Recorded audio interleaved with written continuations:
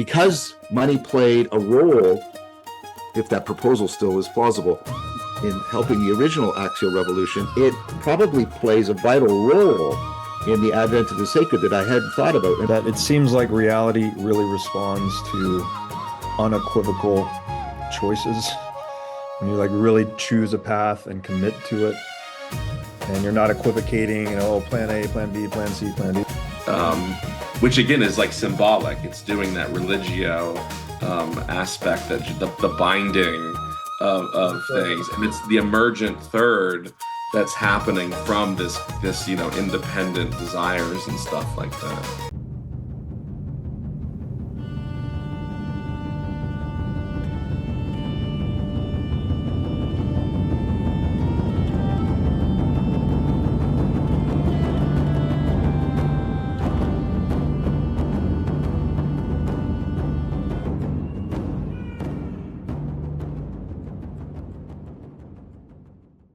It reminds me of the Buddha's saying that there's three things cannot remain long hidden: the sun, the moon, and the truth. And so that truth word is always mysterious. Well, it's a greater than us. It's like the market, the Austrian market. It's easy to go like, I've got it figured out. It's all under wraps. Never. Yeah. It's always ongoing discovery. Three sides to every story: his side, her side, the truth. Like it's very interesting. Hey, there he is. It's good to see you. It's good to see both you, Roberts. Good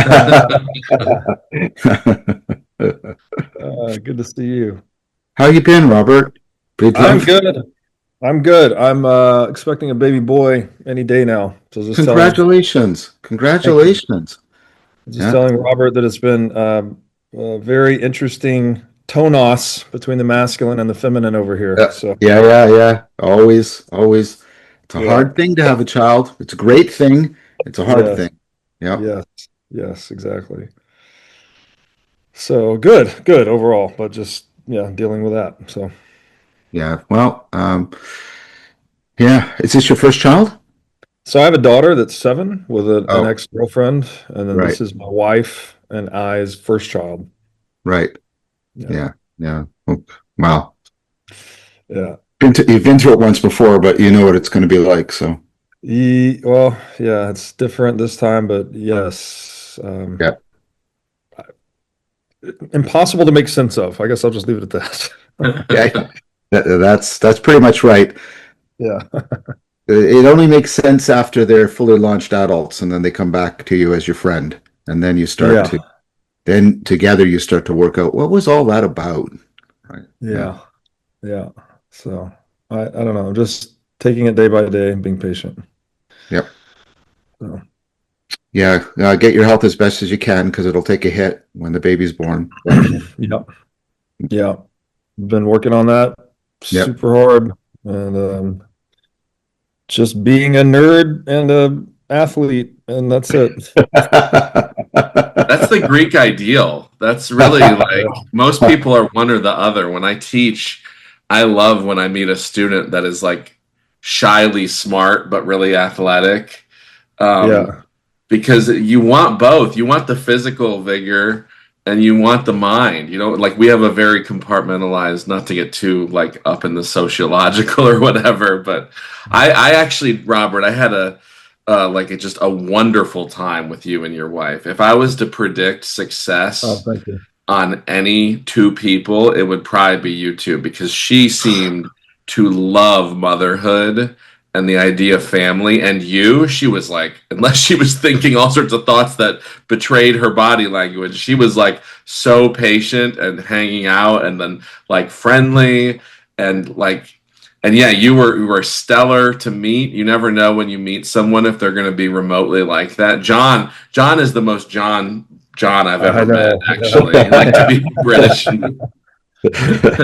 I thank you for saying that, and I guess I'll hold on to that hope, but it doesn't feel it feels pretty distant right now. But just taking it day by day. Yeah. But I agree. John is very John. I was very excited. The first time we met John was in Canada, right? At the I forget the name of the event now, but I interviewed you in that little tiny booth, and it was a big Yeah, deal. yeah, I remember that. Yes, yeah, yeah. That's when we first. That's right. It was excellent. Yeah. Um, They say don't meet your heroes, but you seemed very much like the guy that I was looking up to, so that was good. Thank you for saying that. I had the same privilege when I met William Desmond, um, and he just, yeah, he really is William Desmond, really, Yeah. really through and through. Robert, I mean, I've had kids twice and raised step kids too. You can text me, you can text me. Thank you. Thank you. Thank you. You don't have to Yeah. be alone in this. I know what it's like to struggle to be a good father. One of my besetting sins is taking it all internal and just white Yeah, knuckling through it. But thank you for that. I may take you up on that. and I would welcome it. John's an excellent source of interpersonal advice. I won't Only get into a because bunch of details, but only because I've screwed up so many well, times. no, but that's where learning comes from. For if you can learn from your mistakes and have humility about them, because it's easy to not do that. And if you've never made mistakes, when I tutored really sheltered kids, I would sometimes pity their naivete and admire their innocence because they'd get to not suffer like maybe I did or other people I knew did, but then they also didn't know why things were the way they were. But if you can go through and emerge like without being destroyed by the fire, those are some of the best perspectives and stuff. And yeah, Yeah, well, John's a deep, soulful man, I would say. Yeah. one of the wisest people I ever met in my life in person said to me, don't become intimately involved with anybody who's never tasted grief, Mm. because they don't know what they don't understand their humanity. They don't understand why certain structures are in place, and that's been really good advice for me. I Mm. tended to shy away from people that I get a sense, like Robert said, have been extremely sheltered, Mm. cloistered even. And Yeah. one of my concerns about, because I've watched it happen, is I believe the academic world is becoming self-insular like that. Oh, Becoming, so much. yeah, Yeah. The reward mechanisms don't really reward sincerity or depth or having your behaviors match your espoused image and stuff like that. I was talking to Rick Rapetti one time about my future, and he was like, "Go into theology. Those people are much yeah. more loving than the philosophy departments and stuff like that." And I was like, "Oh, I'd never really even looked at it kind of the way he said." Um, And yeah. I do think, well, first of all, there's a revolution happening in theology, because it's really dealing with, finally, really deeply dealing with the meaning crisis, issues around wisdom and virtue and science. And I do think theology is, I keep saying it is the discipline of the future. So it's a good recommendation. And Rick is, of course, very wise. So a good advice from a wise person should be taken Yeah. into account. I like PE fit, the idea of like you have to fit with your environment. And if you're like a cuddly person that likes warmth and virtue, even if you like logic and argument, it might be better to go with the people that are into that. And I agree with you too. It's like the more economic power we have, the more issues like meaning become salient because these super salient things are running amok in the collective environment and stuff. And so understanding, and you like might have to work less. I mean, I think I would love if people had the aporia of like, oh, I wish I'd work only 4 hours a day or something. But then that has a whole struggle of like, oh, I've never had that much creative freedom, and I'm used to having people tell me what to do or having a very well defined role, and then like going, oh, I'm kind of retired now. Well, I'm facing that at the end of this year. Yeah. I'm formally retiring from the university and going emeritus, so that I can do exactly what you said, Rob. I would like to have it that I work 4 hours a day. And Nice. the rest of the day is I read, in Piper's sense, or Pieper, however he pronounces his name, I read at leisure. that I have that time that is devoted to the cultivation of spirit, that I think is really, really important and lacking. So I'm looking forward to that a lot.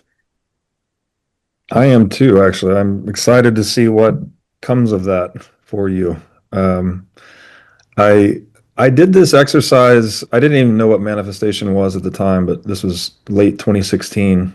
I took a solo trip to Hawaii for New Year's. Oh, yeah.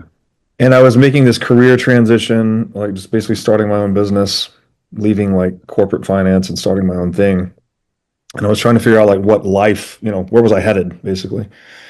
And so I was posing this question to myself that if money were no object, how would I spend my average day, Mhm. hour by hour, you know? Mhm. And so obviously it's 24 hours, you sleep 8, you've got 16 left.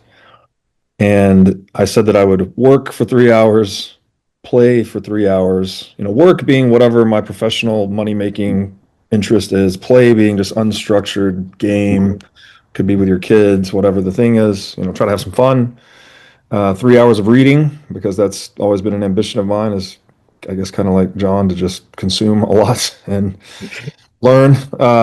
And then 3 hours of physical activity, so working out or walking or hiking, and then 4 hours of just free time, unstructured, eat, brush your teeth, all that. Socialize and stuff Yeah, like that. exactly. Yeah, And again, yeah, it's not formulaic. It's just like a guideline. So it's like kind of your average day. yeah. That's how I see my day. Um, I want so that I can always do like I have different ecology as a practices routine, anywhere from 15 minutes because I'm very rushed to an hour and a half to 2 hours when I get to do all I want. And when I'm retired, I want it to be the full ecology every morning, Mhm. right? And then, as you said, read. Probably then I'll go to work for 4 hours and then study for the next three or so. For me, study mixes play and reading Mhm. together because that's how I play. And yeah, that's how I plan to run my days. So That's beautiful. I'm sure you'll love it and you'll discover a lot in that. well, I mean, I'm still going to be teaching. I've got the lectern. We just got $100,000 grant to do a very deep study. I'm involved in another Templeton grant that was just one. Like I've got lots of research. I got books on the go. Like I'm writing. I've got papers coming into publication. Um, it's actually a pretty golden time for me, and I'm really looking forward to it. Beautiful. Well, thank you. Yeah. It's so exciting. It's because being a beast of burden is like a necessary evil. You don't want people to not like to contribute to things that they just don't find intrinsically rewarding, because I think society just crumbles if that were truly the case. But the that is the only way is also just as tragic. They have this idea of job crafting. Have you ever heard of that, John? So job crafting is kind of sweet because it's a meaningfulness construct, and it's the areas within what your role is that you have to actually exert agency or creativity.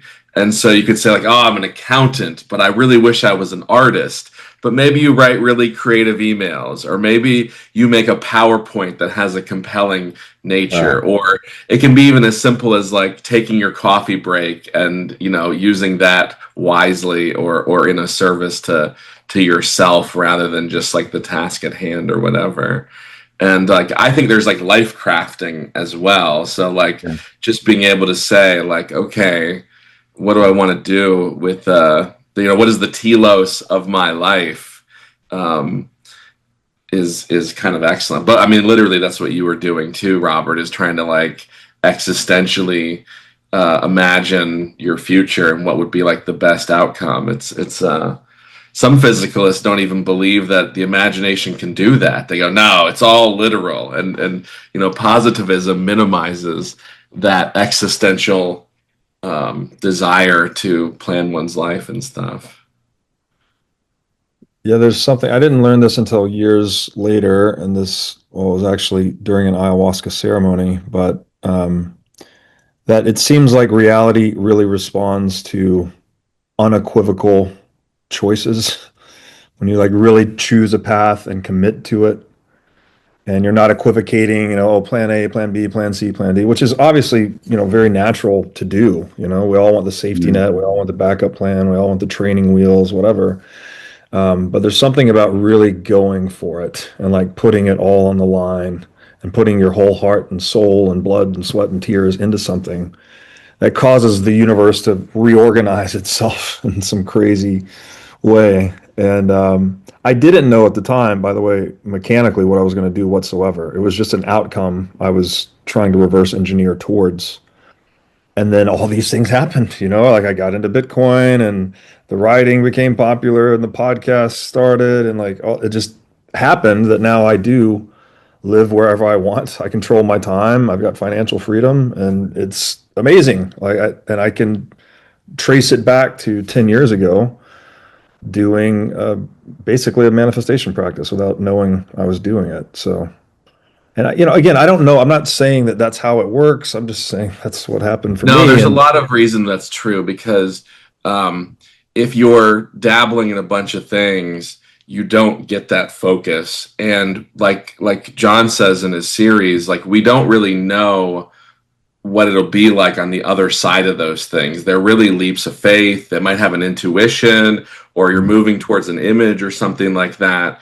That's why having no debt is really good. Having like the ability to trust people around you or not being super committed to like bad things. If you have like, had you tried all that with like a meth addiction, it probably wouldn't have worked as well and stuff like that.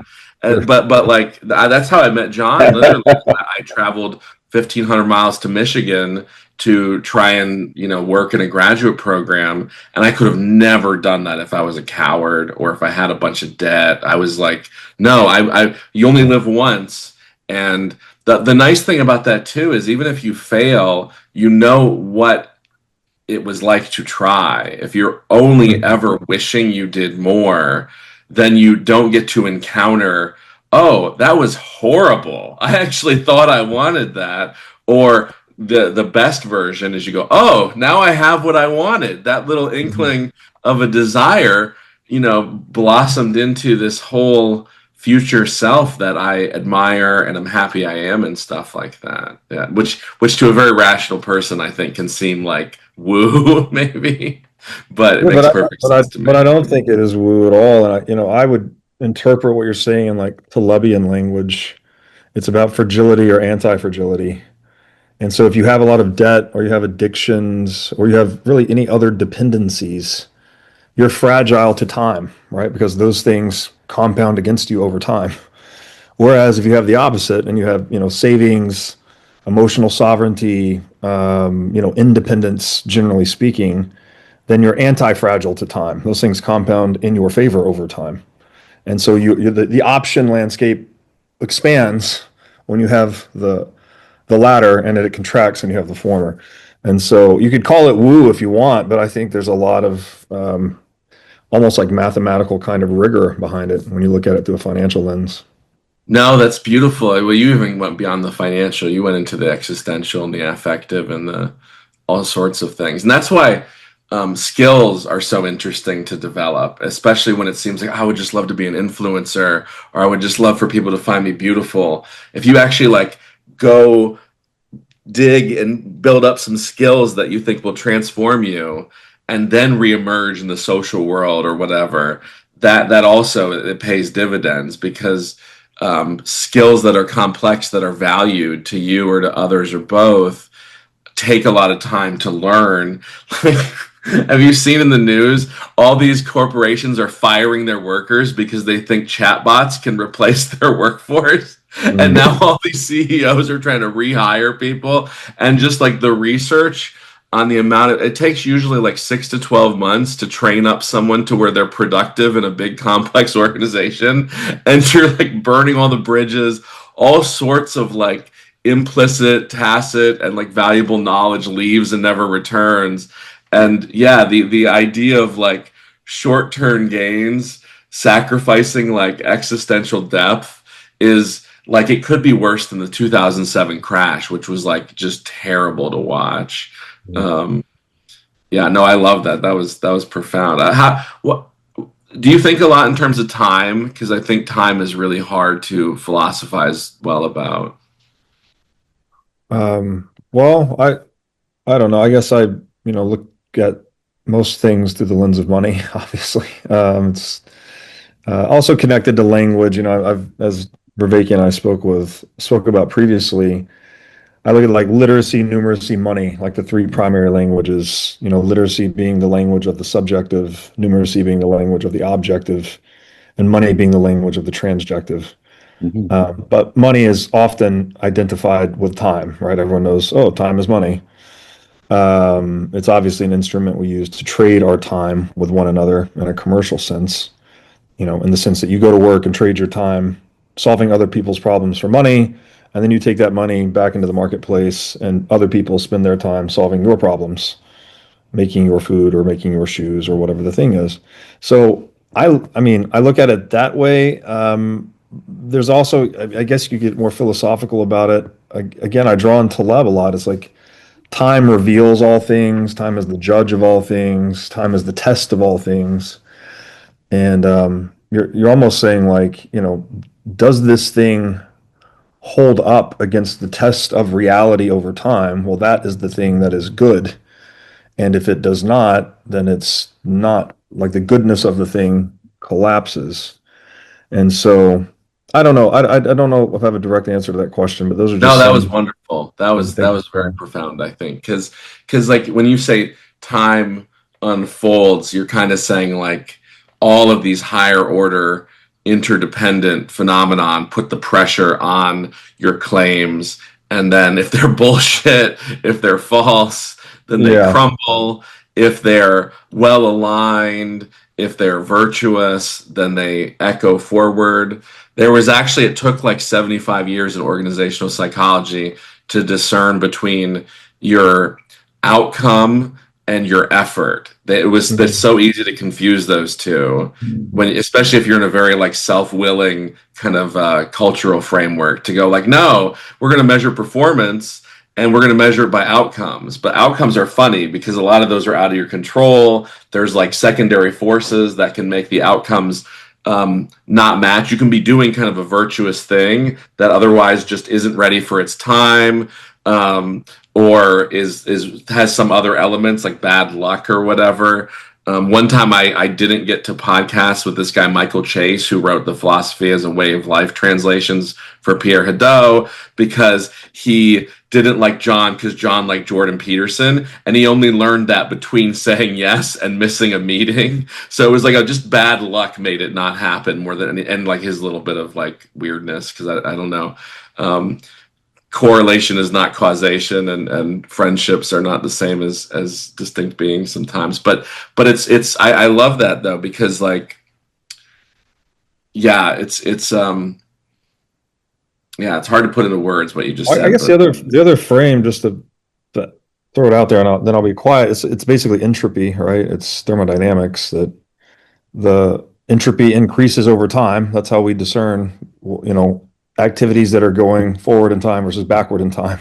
It's easy to crack the egg. It's hard to put it back together. So these with entropy increases over time. That's what's testing the structure of whatever you've built. So if you've built the aqueduct and you've built it well according to good architectural principles, it will survive the entropy and the variability of time and weather and earthquakes or whatever else it may be. Whereas if it's poorly structured, then it won't. So, and I think that's what we're ultimately trying to. No matter what we're trying to build, we want it to survive entropy, because if it doesn't survive entropy, then what's the point, right? We've wasted our time.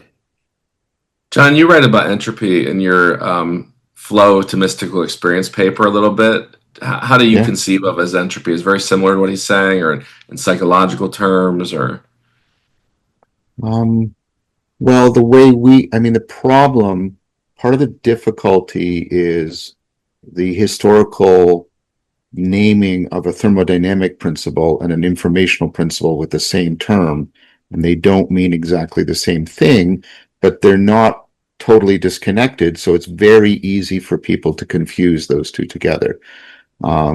So we didn't, I mean, at some level, something like the free energy principle is directed towards entropy in the thermodynamic sense that Robert is talking about. And then you understand part of the function of autopoiesis is to dissipate entropy in, in in a way that allows for the longevity of the individual, the propagation of the species, etc.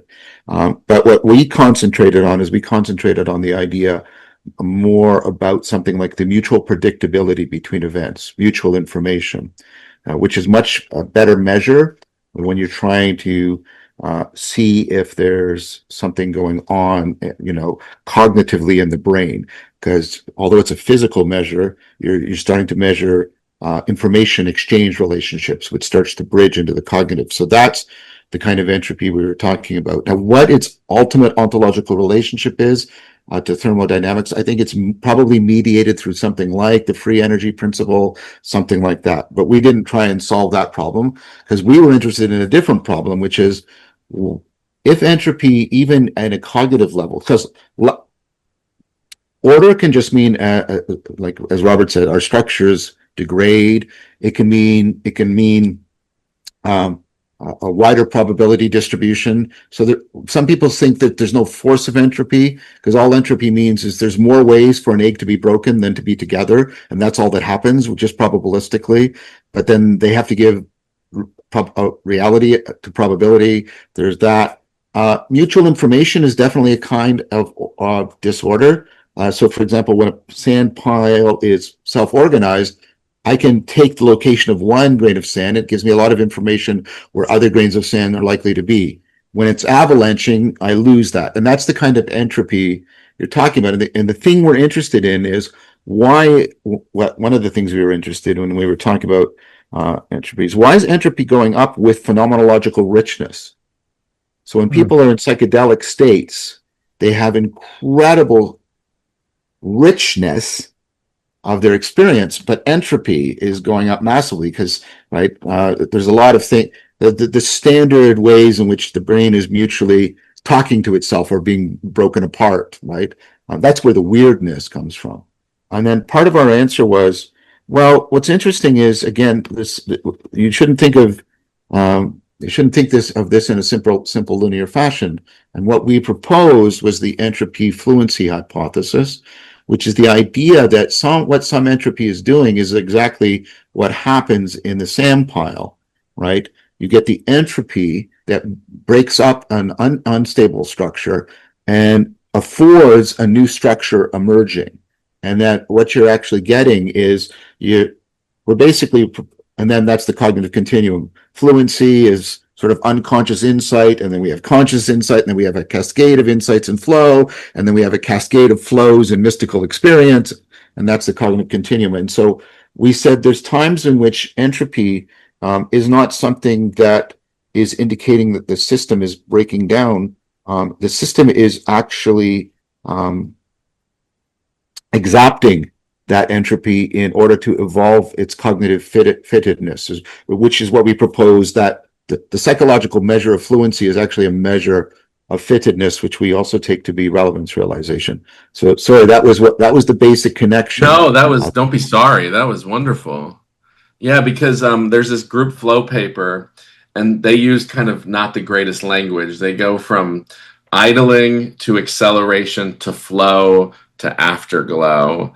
And like if you have a frame, then the breakdown of it would look kind of bad if you looked at it in isolation. Like, oh no, the bridge is breaking. This is run for the door, Indiana Jones or whatever. But what's happening is it's freeing up resources and so that a new structure can appear. And if it's doing it, I mean, it's doing it in an environment, so it's not doing it like with no feedback or whatever. Gravity is happening with the sand pile, or other ideas in the neuro biology of the being are like floating up, or new connections are starting to be made and stuff like that. So, that's super interesting. Yeah, thanks. That's a multi-level. It reminded me, John, I don't know if it's connected, but the frame breaking versus the frame remaking Yeah, process. we made use of that language in the paper, what's fundamentally going on. And we proposed, I mean, we're basically making use of Stephan and Dixon's proposal because they were able to see this increase in entropy and then dropping below the starting point of entropy when you went through the aha. And we said, they didn't use the language of frame breaking and frame making, but we were saying, well, it matches up to what they're saying very closely. And then Tobolensky and Reber had already made very good argument. Well, an insight is just a fluency spike. It's like your fittedness on your environment just suddenly, and you want to do that with an insight. You feel like your mind is doing that. Your optimal grip has improved, or you didn't have an optimal grip, and you've now oriented in such a way that you have an optimal grip. So the cognitive continuum paper, I mean, it's kind of an argument for adding two more E's, which is that cognition is inherently evolutionary, not necessarily biological speciation, but it's using evolutionary mechanics. And insofar as it's doing that, it's also exaptive. It's taking something and repurposing it to use it for something else. That's why analogical reasoning is so good. No, go ahead, Robert. Just one small thing. I interpret that oftentimes through like the map territory metaphor. Mm, In that, if you have just the static paper map, it gives you one kind of resolution. But again, it's not mapping to changes in the territory over time. yeah. Whereas if you have a much more high resolution map, like a GPS, it's breaking and remaking all the time, right? So it's like adapting to changes in the territory. And so there's your spectrum, right? It's like Yeah. where do you want to land on that spectrum? Well, that was the idea. We were proposing complexification that is increasingly coupled to the complexity of reality, and so you're evolving your cognitive evolvability rather than evolving a static trait that is fixed to a particular location. It's interesting because Robert and Sevilla and I got talking a bit about that, and I was comparing European maps that are static and fixed, and we want them closed and done, to Polynesian maps that are used in wayfaring, and everybody's expected to constantly contribute to that and add to it and make it grow and enrich it. And so it's a much more dynamic kind of mapping. Ingold talks about that in his work on wayfaring. And then this goes towards a lot of the work that Dan Chiappi and I are doing. We just published a paper called Rationality on Orientation, on how being oriented is the fundamental thing you need before you can do anything else, before you can start any computation, argumentation. And the idea of, orientation, connection, navigation, and narration. Narration, I argue, evolves out of, when we're tracking in navigation, we have to keep track of our tracking so that we can coordinate with each other. And that's how narration evolved. And so that Ingold says, yeah, but all of those things that we sort of separate out, the map making, the orientation, right, the navigation, the narration, they're all actually organically part of this wayfaring. And then we argue, of course, in a 4E fashion, that the brain takes sensory motor wayfaring and repurposes it for cognitive and existential meaning making. That's why we use journey metaphors and quest metaphors, and orientation metaphors and connection metaphors and spatial metaphors and movement metaphors. In fact, if you take all of those metaphors and gestures out of our thinking when we're trying to talk about anything other than concrete sensory motor behavior, it becomes very impoverished, and our ability to process information degrades very rapidly. It's wonderful. Yeah, because construal is very tricky. Like it's a boring topic in psychology. Have you heard of construal theory, Robert? No, So it's pretty famous. There's these people, Trope and Lieberman, and a really easy example is like changing a light bulb on like a high fixture.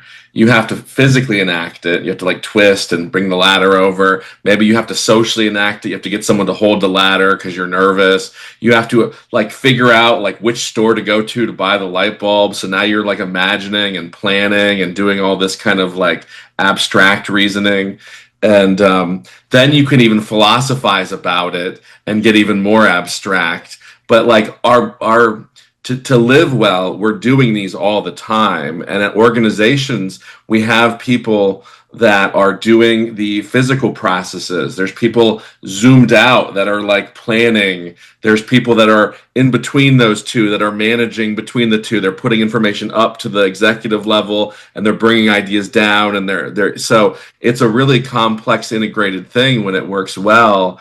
And if you have missing levels of construal and you're an academic, let's say, or you're theorizing, then it really gets like weird and circular, and you know, like, oh, I don't believe in contemplation or symbols, or I don't think the body's important, or whatever the thing is, or sociality, um and they're really nice. So they even use the distance language in this paper that I have up. So they have the self, the nearby, the experience, and the temporally right now. And then you can construe away from all those. You can have from experience, you can go to the hypothetical, right? So you're not bound by the bottom up. You could say, what could be better, and get into the hypothetical. If you're super Aristotelian and you're like, oh, it's just or empirical or positive or whatever, you can miss that there's alternatives that don't exist yet in your field, but that could be implemented from theory and then feed into virtuous activity. Same thing with like the self. If you start to construe, oh, I'm a part of a family, I'm a part of a romantic relationship, I'm a part of 2 different work teams, and I have, you know, my membership at the chess club. And oh, what if I got the chess club to go do something at the movie center with the dance club? And you can start to construe socially away from the immediate self. And then the same thing with place. You can go like, oh, well, what ideas could I bring in from the Netherlands or from England or from China or things like that. So it's not just the physical locality. And then again, like the past and the future, it's like, oh, you know, what was I doing 10 years ago? Or what could I be doing 10 years from now? Or what did Plato and Socrates, what might they imagine the situation as? And you can start to like temporally, socially, conceptually, and physically have a really, really rich kind of worldview or whatever to enact your agency and your identity and stuff from. I would point out, and Robert used it several times, that the central metaphor behind this is moving away, it's wayfaring, from the self. Like it's like, okay, explain your theory and don't use that central metaphor. Well, and even in like Evan Thompson and Varela's autopoiesis theory, like if you lose self-reference, you go insane, kind of. And I was reading this organizational paper called Work and Being. I don't know if they were playing on Heidegger, but they were citing Varela, and I was getting excited because you don't see that a lot in that field. And the self, you can get too self-absorbed and solipsistic and stuff like that.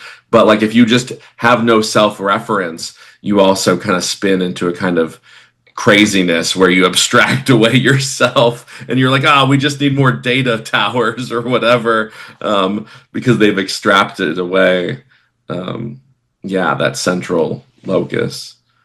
I'm very interested in, I mean, first of all, many people, myself included, we argue that those levels, concrete to abstract and time, they correspond to the levels in predictive processing and relevance realization. But for me, and this is something I've tried to, I think that predictive processing on its own, but especially when it's integrated with relevance realization, it entails the indispensability of the imaginal. So all that moving away from this self is imaginal in nature. It's not ostensible metaphor, neither is it literally the case. It's inherently imaginal. So is the space inside your head where you move things around in a working memory. All of that is imaginal, and all of it's like really, really central to being rational. And so for me, part of what I think is what I'm trying to show is, I think, implied, perhaps even entailed, construal level theory, if you ground it in predictive processing relevance realization, is that it entails the centrality, the indispensability of the imaginal to our cognition and to our rationality. And I think that's something very, very important.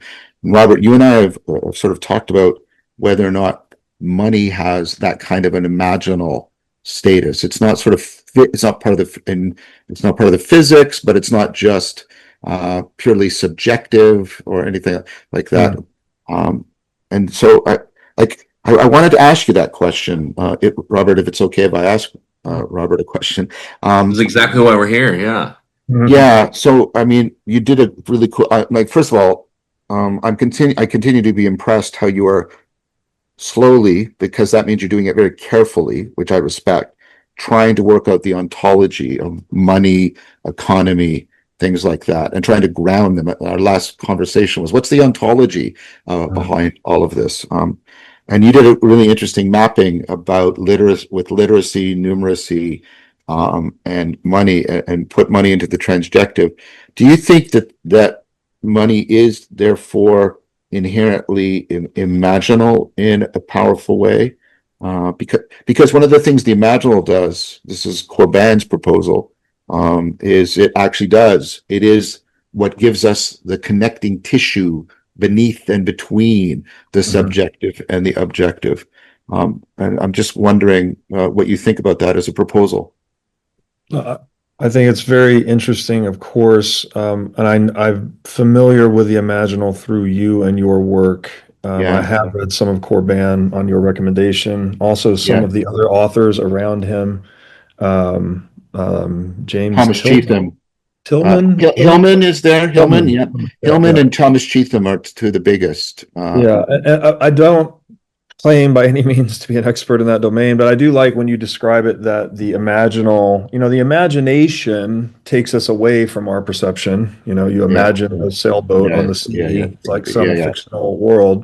But the Imaginal is like augmenting your perception. So exactly. Fighter in the cockpit with the data overlay, it's telling you altitude and trajectories. Like it's enhancing your perception, basically. And so in that respect alone, again, not saying I know much else about the Imaginal, I think, and I've proposed this to you in the past, John, as you know, like pricing as the fifth key of knowing, right? Pricing is this extracranial form of cognition where we don't need to know that there was an earthquake in Chile that cut off the supply of copper to the market. I don't need to know about the fire in the factory. I don't need to know about all the measures that are going to resolve it, everyone's story, and all you need to know is the number went up or went down, right? The price of copper went up. Therefore, I'm incentivized to use less or use substitutes, or if I'm a producer, I'm incentivized to produce more. So I'm incentivized through my own self-interest to participate in solving the problem, right? Which is there's less copper coming to market. And so it's augmenting your perception in that sense, that it's synoptic, I guess. You would say, like, you're seeing through the eyes of other people, just through right? It's highly data compressed. All you know is the number went up. I don't need any of the other narrative. And I know what to do as a result. And the same is true for everyone else in the world.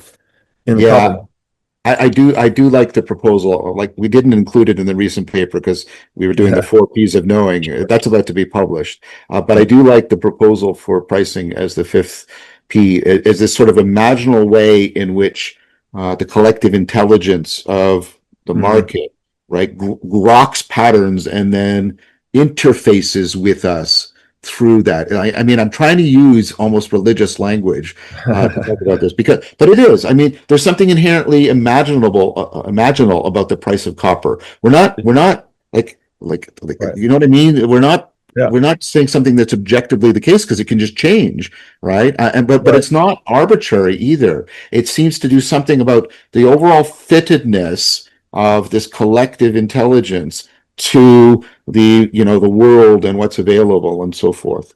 And I would also just add here to the transjectivity aspect of that. Obviously, price is where the objective supply of goods in the world meets crosses the subjective demand. So it's neither objective nor subjective. It's the intersection.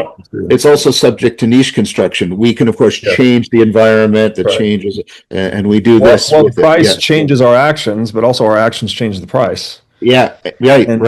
And so we're always in this loop with it. On Wall Street, they say price is truth. It's like an ongoing discovery process. Right. The only other thing about the imaginal that comes up for me there too is like if the imaginal is role playing, like the other example Mhm. you give is the kid that ties Yeah, around yeah, yeah, yeah, a cape and pretends yeah, he's Superman, he's like yeah, playing a role. yeah, Well, what are most people role playing for in the world? Like when I yeah, look yeah, around the world, it's like yeah, everyone has a job. You're a yeah, professor, I'm a yeah. podcaster, whatever we're doing, we often identify our role, our professional role, with what we do in pursuit of money. So there is maybe Yes, something there from an imaginal standpoint. that's very good. I like this. Um, One of the things I like about you, Robert, is exactly this. Um, you have a very strong take, and I mean that as a compliment. Strong. I don't Thank mean you. it in a merely logical sense. You have a strong take on economics, and you're trying to make it philosophically rich. But a lot of people who do it, like, and I see this all over YouTube, they have a take on economics, and then they just use it as this siloed hammer that Mm. they sort of bash everything with. And you're the opposite. You're trying to connect it out as much as possible. And this is why I enjoy, well, I'll just be sort of a little bit crude here. I enjoy talking to you, and I often don't enjoy talking to them. Thank you. Because they typically don't want to talk about meaning. Don't want to talk about virtue. They don't want to talk about the imaginal. They don't want to. I think they confuse. Tell me what you think about this. And Robert, Ray, I don't mean to exclude you. Right. I'm Well, here. okay. We just never Well, talk about this. I have the same yeah, practical perspective as Robert, and yeah. just don't bring it up. But no, we talked for 4 hours about these very same things, and I love the core band. Well, the comparison I want to make, and I said it's crude, so don't hang me on the comparison. But there's a people who are interested in the philosophy of economics, and then there are people who are just interested in sort of bottom line thinking. Mm. Um, and I find that the second group often exhibit one of the pronounced features of irrationality. They don't care about the process; they only care about the product, Sure. and they're not really interested in how the problems are being formulated. They're just yeah, but give me the answer, give me the solution, and and so this is a long way of complimenting you, Robert. I think you exhibit an appropriate kind of rationality about this. You keep stepping back, and every time I talk to you, I feel like you're stepping back more. Yeah, yeah, but how does this get formulated? What is the process? What's the ontology? How does this connect to the other things that matter to human beings? And in that sense, I think you're a little bit. I mean, that you're very much Austrian, but I also get a sense that that's got a bit of what the classical people were trying to do. Like Smith is clearly trying to do that with his. Mm. It's about virtue and it's about meaning, it's about justice, it's about all these other things, and he's trying to propose an ontology. And so I just wanted to give that back to you as an observation. Well, thank you very much. But I say this somewhat tongue in cheek, perhaps. I don't know, but every time you talk to me, I have like another 100 hours of listening to you under my belt, probably. So, a lot of the things you're thinking about and talking about in your language and your thought process, like I'm internalizing more of that. And so I really appreciate the compliment, and I am legitimately trying to do that. I've William James has this metaphor he often uses about ideas cashing out, which I'm Yeah, sure you're familiar with. And yeah, so, and then, Christ in the Bible, I think something like 1/4 of his parables they're related to money. Obviously there's like the yeah, parable of the talents and several yeah, others. So there's something about that metaphorical structure that is money that gives us this very deep, intense, embodied experience of gain, of loss, of investment, of return, of trust and betrayal, and all of these things that seems to show up in money that you can't really get with many other experiences. well, that's And another dimension to you. Oh, sorry. and just to finish the thought, it's like, and then when I take that a step further, and I get into Lakoff and Johnson's work, Metaphors We Live By, and Yeah, they're talking about target domains and source domains. It's a ratio. Then I'm yeah, like, oh wow, you've got metaphor and literacy, which is target domain over source domain. You have ratio and numeracy, right? yeah, Numerator over denominator, and then you have prices and money, which is dollars over goods or money over goods. So there are all these comparative elements and all of these structures. So Well, money itself is like a metaphor, basically. first of all, you have to write a book on this. I am writing a book on it, actually. Well, I'll read it and comment on it for you. I hope you'll write the forward to it. That's a request. Okay, well, I here now publicly promise to write the forward to your book. Okay, because we cite you a lot. We cite you a lot. Of course, my friend, I would do that. But this is something we've always talked about, but now I see how it fits in. So because money is this imaginal cognitive prosthetic, right? It's therefore like literacy and numeracy in being a psychotechnology that we internalize into the very fabric of how we're trying to make sense of anything we're doing. It generalizes out because we've internalized it so deeply in. And that's what I hear you saying here. I think that's a great title for it, a cognitive prosthetic psychotechnology. That's Well, when I was originally turned on to your work, that was one of the first terms that really grabbed me was psychotechnology. And it's like, oh yeah, that's what money is, and it's more like literacy and numeracy, because a lot of people would describe it as time, as power, as economic energy, and these are all metaphors that are useful. But when that element of it implementing itself into our brain and us thinking through it and then it coordinating our actions at scale, that was sort of missing without that linguistic component. Well, that's what symbols do. In science, you have the dependent variable and the independent variable, and it's like A causes B. But then if you get into science, they have these moderating and mediating variables, and they have all sorts of contextual factors and stuff like that. So sleep mediates health, or sleep creates cellular repair, right? Like A causes B. If you sleep, your cells will repair. But if you drink a bunch of caffeine before you sleep, that will change that relationship and degrade it. Or if you meditate before you sleep, or do some strenuous activity that leaves you like in a very deeply easy to rest state, that does better sleep. So these things, and so there's this problem in economics called the double coincidence of wants. And so before money, you have to hold a bunch of stuff, and you go, okay, great, I'll give you my watch if you'll give me your boots. And you go, I don't want your boots. You go, okay, well, what about my hat? Or what about, I'll write you a poem. And you have to actually have something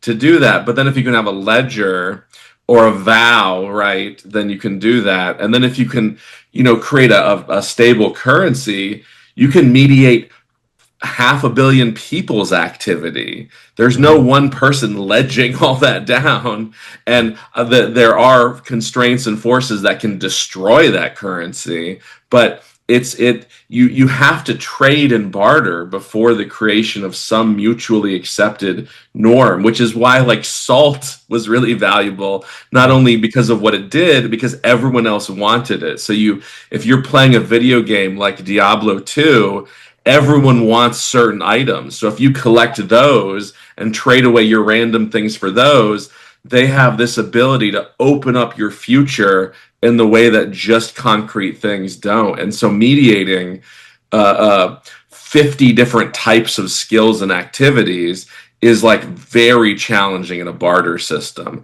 But if you start having a mutually agreed upon value, whether it has some intrinsic worth or it's some agreed upon thing, that then affords this whole opening up of complexification and integration. And it minimizes a lot of communication too, because I don't need to even know what's happening in the world. I don't need, it actually frees cognitive resources that you'd have to do just tracking ledgers. It's almost better than having a bunch of accountants. And the same thing with Christianity. You can go into a Christian church in England or in China or in Detroit, and you'll kind of get the same vibe. They're obviously radically different, but they're qualitatively different than like a mob hangout or whatever. They have a homogeneity within their variability that the symbol of Christ and the Virgin Mary keep overflowing into their being and structuring the norms of what those places and stuff are. And so money is symbolically acting in the economic level the same way Christ and Mary are in the theological Christian world in some sense. They coordinate and they establish patterns of behavior that go beyond the creativity of the people involved in stuff. Like symbols are amazing. Yeah. No, just to pick up on that, and I don't know as much about the theology, of course, but I'm fascinated by the cross in many respects as a symbol. One of them is the fact that it seems to represent like the intersection of different dimensions. You've got the Mhm. vertical, horizontal, and what you were just describing there, right? So yes, money can be whatever we choose it to be. People often describe it as a collective hallucination or a belief system, as if we could just all decide, let's use chairs as money and they would magically be money, which makes it sound purely subjective. You could call that, maybe that's the horizontal dimension. But it's not entirely true either, because there are properties that make some assets good as money and Yeah. some not, right? It needs to be divisible, durable, recognizable, portable, scarce, all these things. So that's more like the objective vertical dimension. And then there you go again. There's another perspective on the transjectivity of money. It's neither subjective nor objective. It's a little bit of both. And also on the topic of symbols, it's said that they simultaneously reveal and conceal, which I've always thought was very interesting. And I think with money, the economists will say, okay, through the pricing system, we reveal our demonstrated preferences to one another, basically through our buying and our selling. But at the same time, as I said earlier, it's compressing or washing Yeah. away all that extraneous data. Yeah. So it's concealing all of your stated preferences, all of your story, all of your narrative. Like, it doesn't matter. It's like, did you buy it or did you sell it? The end. Like, how did you feel about it? Why did you buy it? Like, all of that is just washed away, because other people don't need to know that. They just need to know where demand and supply are dynamically interlinking at that moment. And so it is deeply symbolic in that sense, and deeply transjective.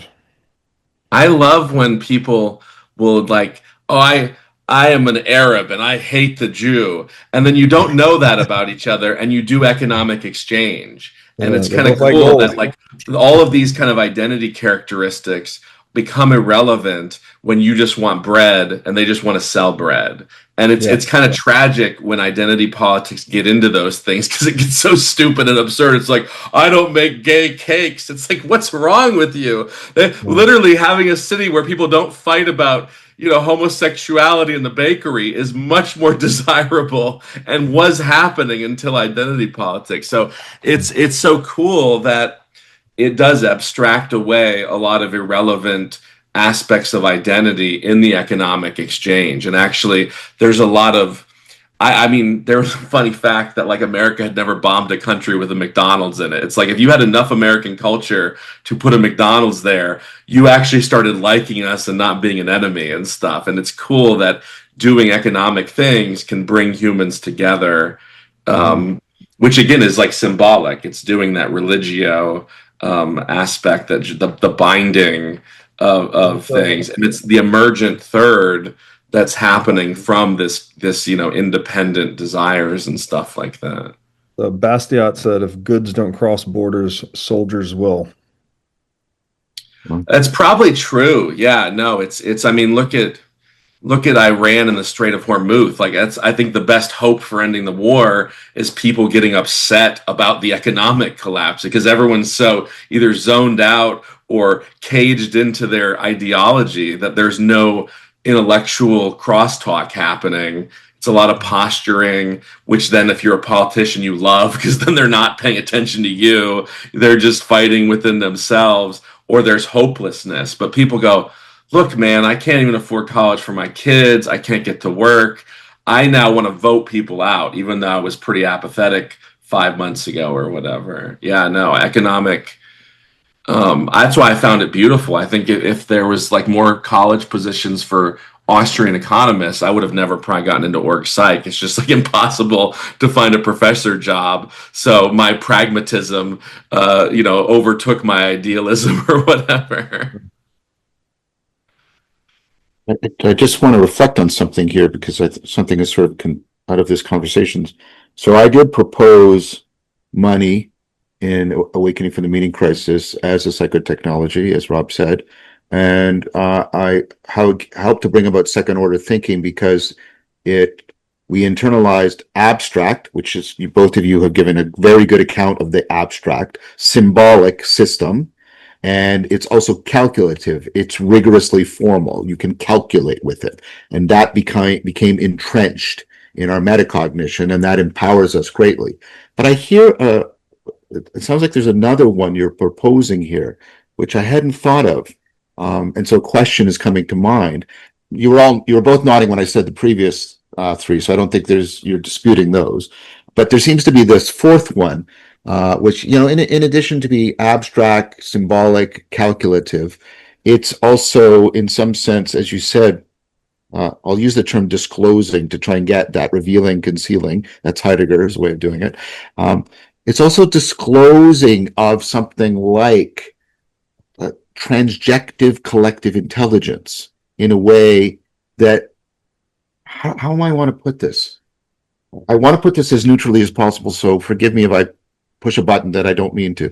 But you're making people. So I've read Patrick McNamara's new book. It's coming out. He proposes, and he said, "John, I wish I'd read your work earlier," and all that sort of stuff, and we're just resonating. He proposes, because all the work that's emerging from Hole and others, collective intelligence has a collective agency that is non-reducible to the summation of the agency and the intelligence of, and now we have sort of rigorous argument for that. And his proposal was that the gods and the spirits were ways in which people interfaced, made present the collective agency to themselves, so they could interface with it. And the face of the deity is so important there. But what I hear you saying, and play with me on this a little bit, because this is on the edge of my thinking, is that, yeah, but what money did was give people a new way of grokking, right, through this augmentation, right, the transjective presence of collective intelligence that wasn't bound up with any particular religious or cultural system. Is that, I heard you saying that, right? That's fascinating, don't you think? Because the gods have always been ethno-cultural beings, and money, is there a connection between this and the emergence, because it's around the same time, you start to get the idea of a universal deity that is not bound to a particular cultural, ethnic origin, right? And is money the thing that starts to get us to think about collective intelligences, collective agency, independent of our cultural, ethnic allegiances? Because money is it isn't bound. In fact, we don't want it to be bound to us, because it stops doing what it's supposed to do. I mean, that's a proposal that just came to my mind. It's a fourth way in which it might have helped the actual revolution. It might have made people start to think about collective intelligences, collective agencies, bigger patterns that transcend their cultural, ethnic, religious orientations. And you both know me, I'm not here to smash religion. I never want to do that. But I'm trying to say, is this a fourth way in which it might have contributed to the actual revolution? What do you think? I mean, it's just an idea. I don't have any argument for it. I'm just proposing it but you were both arguing, hey, look, it's transnational. It's transcultural. It's like in the way it operates. And I was going, oh, that's really important. And making that so practically obvious to people that it's insinuating into their day-to-day economic exchanges, right? Think about that. How that also could have contributed to the emergence of the actual revolution. What do you think?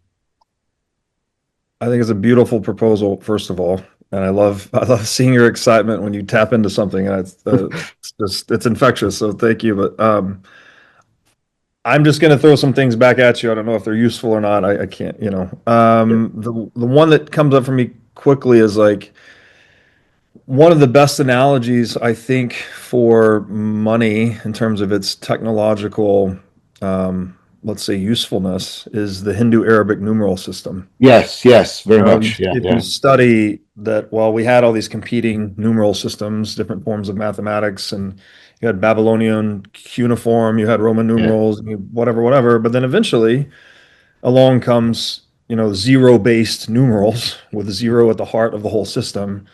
And that particular psychotechnology or social technology, I don't know which one, maybe it's a little bit of both, Yeah. language, Yeah. is superior, right? In absolute terms, right? If you use the Hindu Arabic numeral system, you can perform calculation better, faster, cheaper, less prone to error.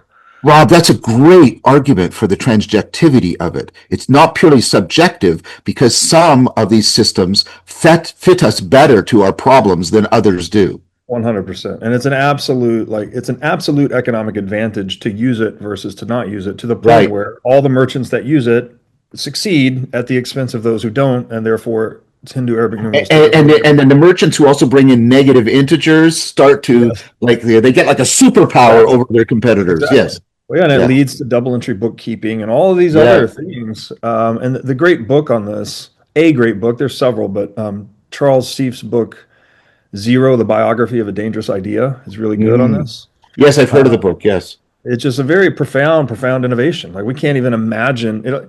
Zero also led to the invention of calculus. Calculus underpins like every modern science. So Yeah. Yeah. all of industrialization, all of the scientific revolution, all of the Enlightenment, like kind of has some is at least benefited by zero, if not made possible by it. So there's that going on, and money's, I think, more comparable to the Hindu Arabic numeral system than it would be like English, for instance, because obviously Yes. it has many Yes. different spoken Yes. languages, but mathematics is a universal language, right? It's Yes. obviously money is very mathematical, and so, and gold, would be a good example of like the emergence of a universal money. There was no committee or country that decided, hey, let's make gold money. Like, no, this is a free market phenomenon.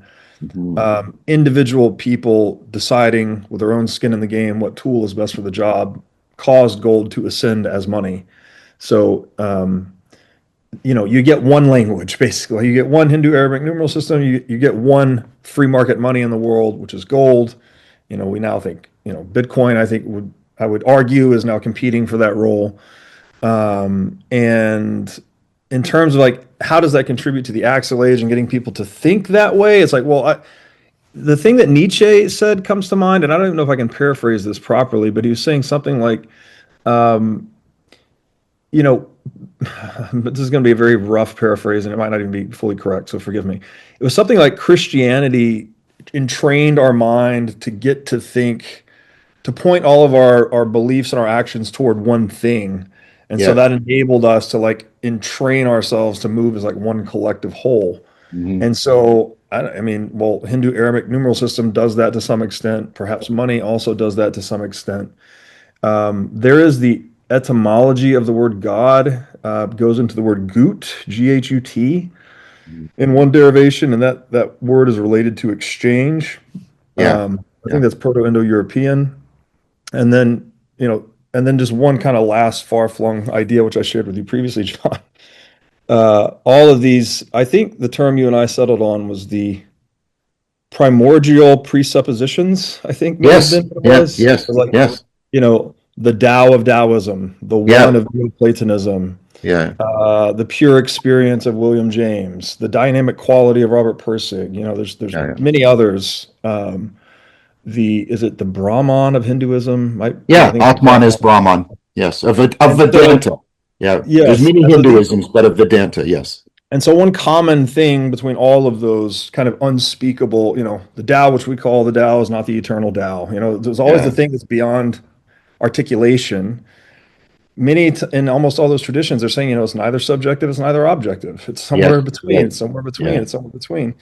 And so, well, then I get into like Mises's axiom of action, and then Hoppe's description of the axiom of action, that it's where mind and matter come into contact, right? It's where Mm. subject and object come into contact. So that action is this pre-intellectual or pre-categorical split between subject, object, and anything else for that Yeah. matter. So Yeah. then it becomes the thing that you can't ever ultimately articulate. And we see this in performative contradiction, right? When I Yeah. tell you this sentence is not in English, what Yeah. is it that's speaking louder than my words that tells you I'm lying to you, Yeah. right? Yeah. What is it? What is it that's speaking? It's the action. Yes. Okay, but if I try to describe that action to you, then it's not the action. It's just my Yeah. Yeah. statement of it. Yeah. It's not my demonstration of it. Yeah. So that's where like we kind of go in the book. It's like we think, all of Austrian economics is based on Mises's axiom of action, and it is this primordial presupposition that's neither subjective nor objective. And maybe that is somehow connected to all of these other presuppositions and other Well, wisdom traditions. it does coordinate a lot of harmony. Like in Pythagoreanism, harmony is like a meta virtue, or I love the royal couple of like the masculine and the feminine coming together.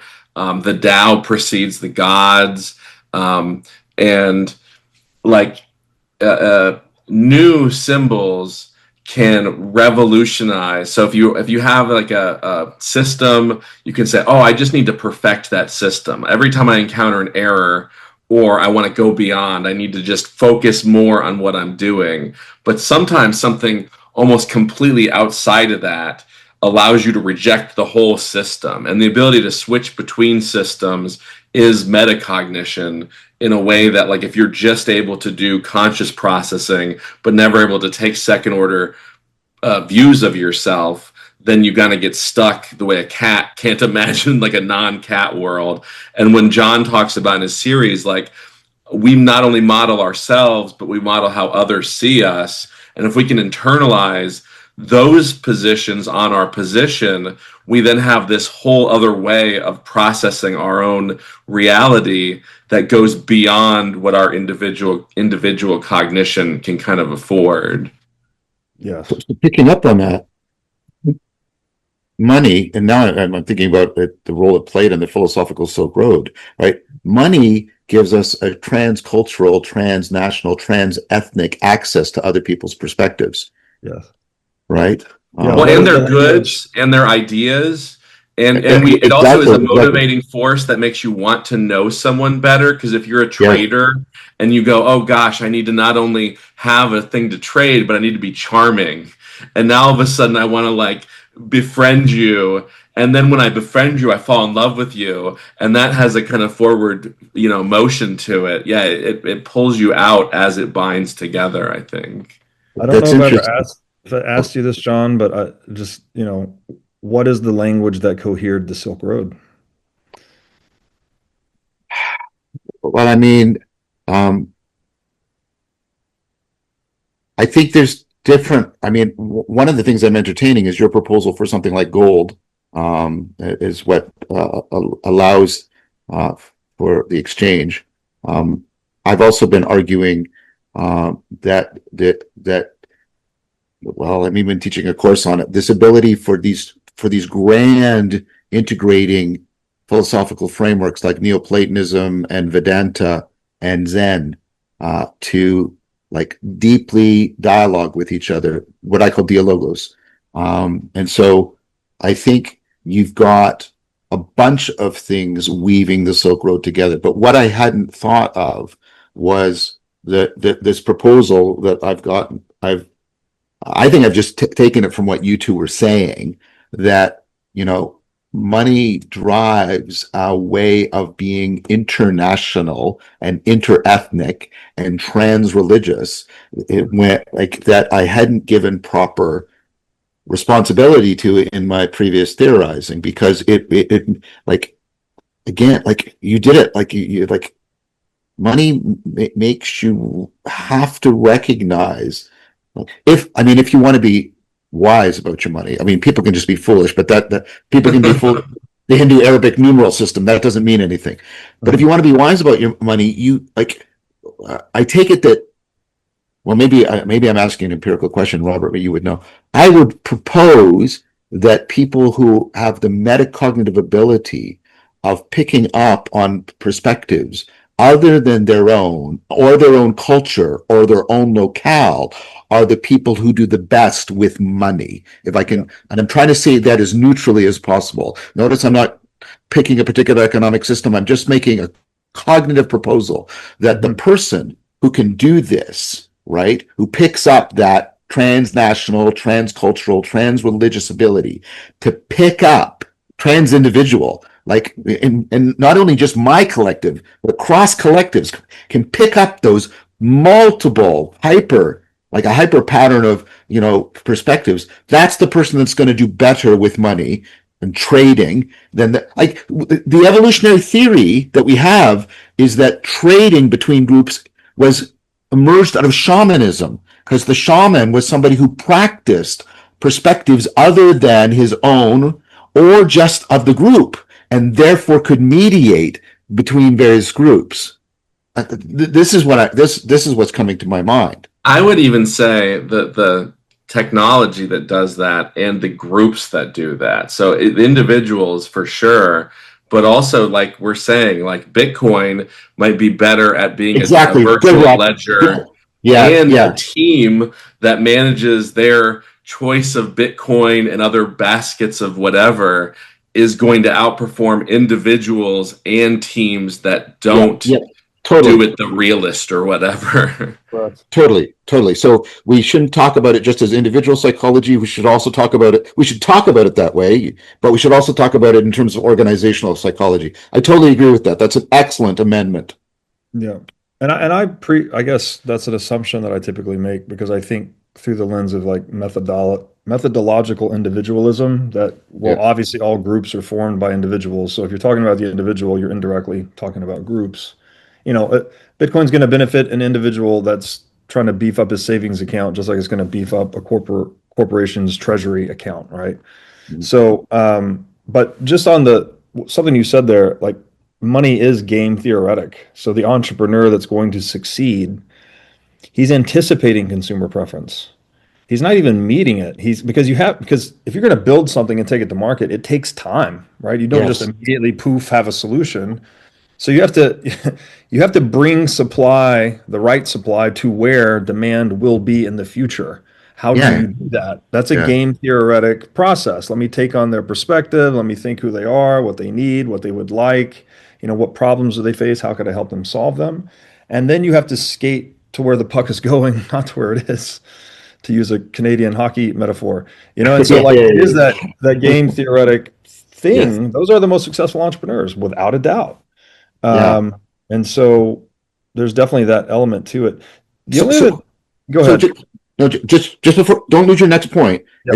I just want to sort of like, okay, it seems that it's at least initially prima facie plausible that the advent of money, right, and its uptake, because it spreads really quickly, Mhm. right, or really, really quickly. It's like the Hindu Arabic numerals, how Mhm. rapidly it spreads. It gives people another way, in addition to, like you said, the Indo-Arabic, no, Mhm. but it starts to get people to think universally. It starts to Yeah. get them to think in this, not their meta perspectival cognition is taking in perspectives other than their own, Yes. individually, culturally, ethnically, religiously, because the Christian has to sell Yes. to the Muslim, right? And so Yeah. something is going on there. I had I'm sorry. For me, it's an important realization to get to that. Because I had done the symbolic, abstract, symbolic, and calculative. Mhm. But this third thing about it, how it gives a transcultural, transnational, meta perspectival cognition. I think that is really important for the Axial Revolution, because this is where you get the emergence of universalizing proposals, like you Right. said, like the God of Israel, right, and Yeah. the one God, or Brahman, or Tao. Yeah. That's one of the characteristics of the Axial Age proposals. Yes. Yes. And So I just if wanted I to nail that down before you went into your next point, Robert. no, Thank you no, for the no, it's space. excellent. It's excellent. I thank you for doing it. I just to go because I tend to have kind of a physics view oftentimes, not all, but I try to connect it back to physics. And so Mhm. when I hear you saying that, I hear you saying something like, the use of money entrained our cognition to develop more perspectival knowing, or maybe Yes. develop, Yeah, yeah, Yes. yeah, for maybe sure. bootstrap it, something like Well, that. just like Yeah. reading and even Yeah, like yeah, understanding images. yeah. Well, yeah, exactly.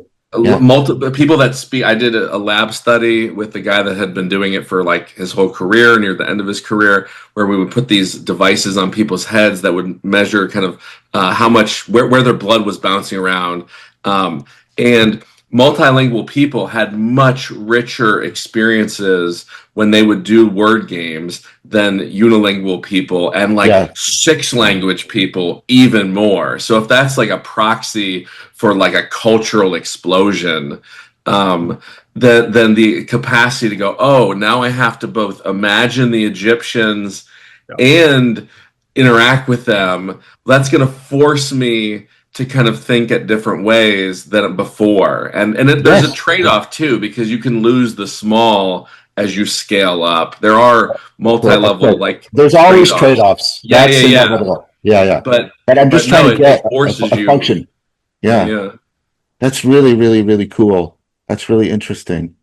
Mm. Yeah.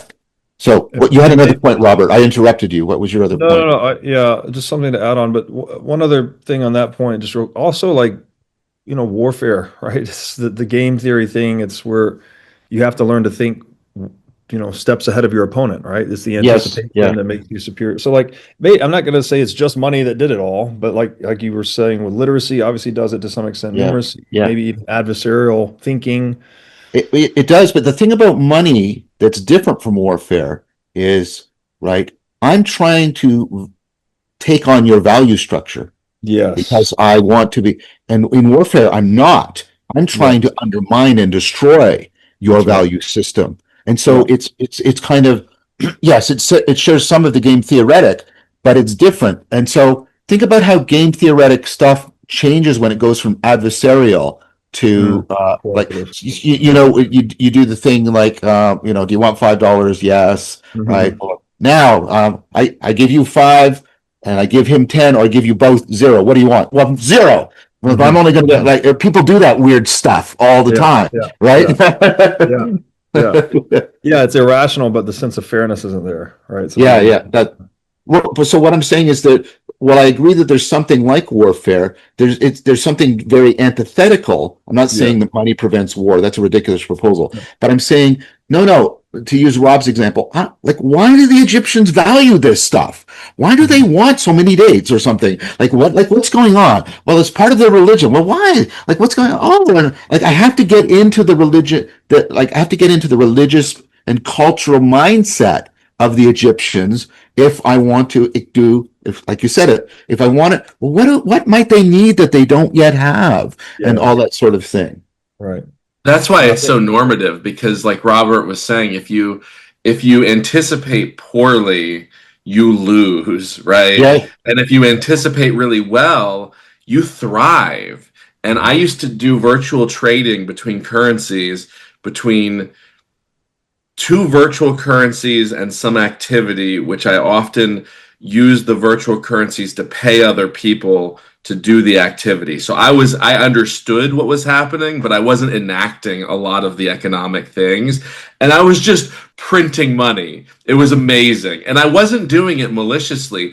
Everyone was happy. The people I was buying from were excited. They had a new customer that was buying more than any other customer. The people that wanted to play the game got all these free items for doing what they already did. And it was just like creating value everywhere. And so it's this idea that Austrians don't have this very cynical view of a capitalist. It's I always think of it as amoral and irrational, because you can take a good moral system and that trader will do good. You can take an evil moral system and that trader will be parasitic or whatever. But the actual economic laws kind of don't, they couple with morality and can really be very virtuous in ways that are hard to see if you're purely like, oh, it's supply side. You're always it's zero sum and you're taking to get, or oh, it's this evil money printing government. It's like, well, no, we just have very few Marcus Aureliuses and many, many more Neros, and that's why we have a stigma on politicians in general. But the economic laws transcend or are different from moral laws in some sense. But when you do things normatively good, people like that, and you find ways to creatively combine resources that were idle or used less effectively. It's amazing to do. That's why I'm so interested in Robert's love of Bitcoin, because I don't quite understand it. I've never done it except for in these other virtual ways. but he loves it, and so do a lot of other people. So it makes me kind of curious into why it's superior to, more gold or a government's currency or whatever. Yeah, Just to if I try to answer that as briefly as possible, I mean, we talk about it for hours and hours and hours and hours on the podcast, but it comes down to the principle of private property, which is really, how cost effectively can someone hold an asset and defend it from anyone else that's trying to steal it from them or seize it from them. And so that relationship, let's say the integrity of the relationship between the owner and the asset, the harder it is to violate that relationship, the less of an incentive there is for stealing, harming, killing. And so the love for Bitcoin is, oh, this is the most cost effective form of private property there's ever been, right? You can store an alphanumeric string in your brain and you can have $1 billion in your brain, right? And it's, if, yeah, you can also store it between keys so you're not vulnerable to coercion and torture and things like that. But it creates this, if you imagine a world that was using that as its money, then the incentives for killing, stealing, and hurting other people are actually, they're in a inverse relationship to how expensive it is to defend that property. So compared to gold, for instance, gold's physical. So if I can break into your house and put a gun to your head, I can take your gold, right? That's a pretty decent incentive for me to break into your house and put a gun to your head. But if it's in a Bitcoin multi-sig and I can't do that, then that crime no longer pays. Therefore, in the long run, we would expect that crime to become less prevalent. And now that's kind of like at the individual burglar level, but it also holds at the collective warfare level, right? If Nazi Germany invades Poland, the first thing they did, which this is historically accurate, the first thing they do is go to their central bank and take all their gold. Well, if we rerun that scenario and Poland has all of their central bank reserves in a Bitcoin multi-sig, well, Germany just spent a lot of money invading them, and they go to the central bank and there's no carrot at the end of that stick. Well, then maybe the German war machine goes bankrupt sooner. So the bigger, more idealistic, interesting promise of Bitcoin is that it disincentivizes, or at least lowers the incentives to coercion and violence. And so that, if, as I take human beings to be very incentive responsive creatures, I think it can actually reshape our morality over time. But of course, this is a multi-decade or even multi-century game. So, but fun to think about and talk about.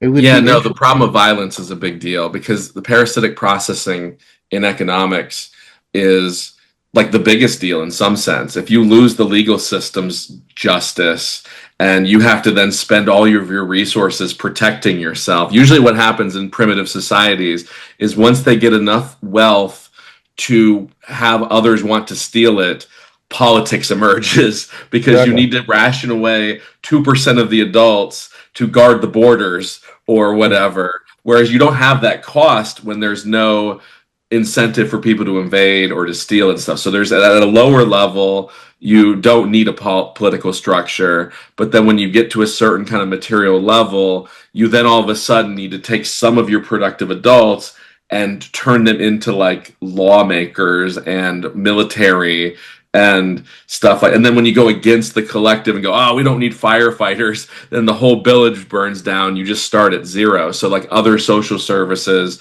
to keep the whole running often kind of do those things as well. But you see that very, very consistently in very simple cultures. If they have nothing to steal, no one plots to go invade and take their That's right. loincloths or whatever. But as soon as it's easier to send your like 80 buffest guys on a boat across the sea, some groups will go like, I like being a Viking or whatever. And now like the sweet people need to start investing in defenses. And then so yeah, I think that actually lines up a lot with what you're saying, that if you can make it a lower cost to disincentivize violence towards the wealth as a cheaper way of getting economic power, then it's a superior form to something that will attract invaders or whatever. It's a cheaper wall, if you want to use a very basic metaphor. And when the wall is cheaper, you need less people, less labor going towards building and maintaining the wall. More people can be productive. So you're tilting human action away from non-productive, coercive activity, or protective, if you want to use the nice framing of it, towards productive, cooperative activity.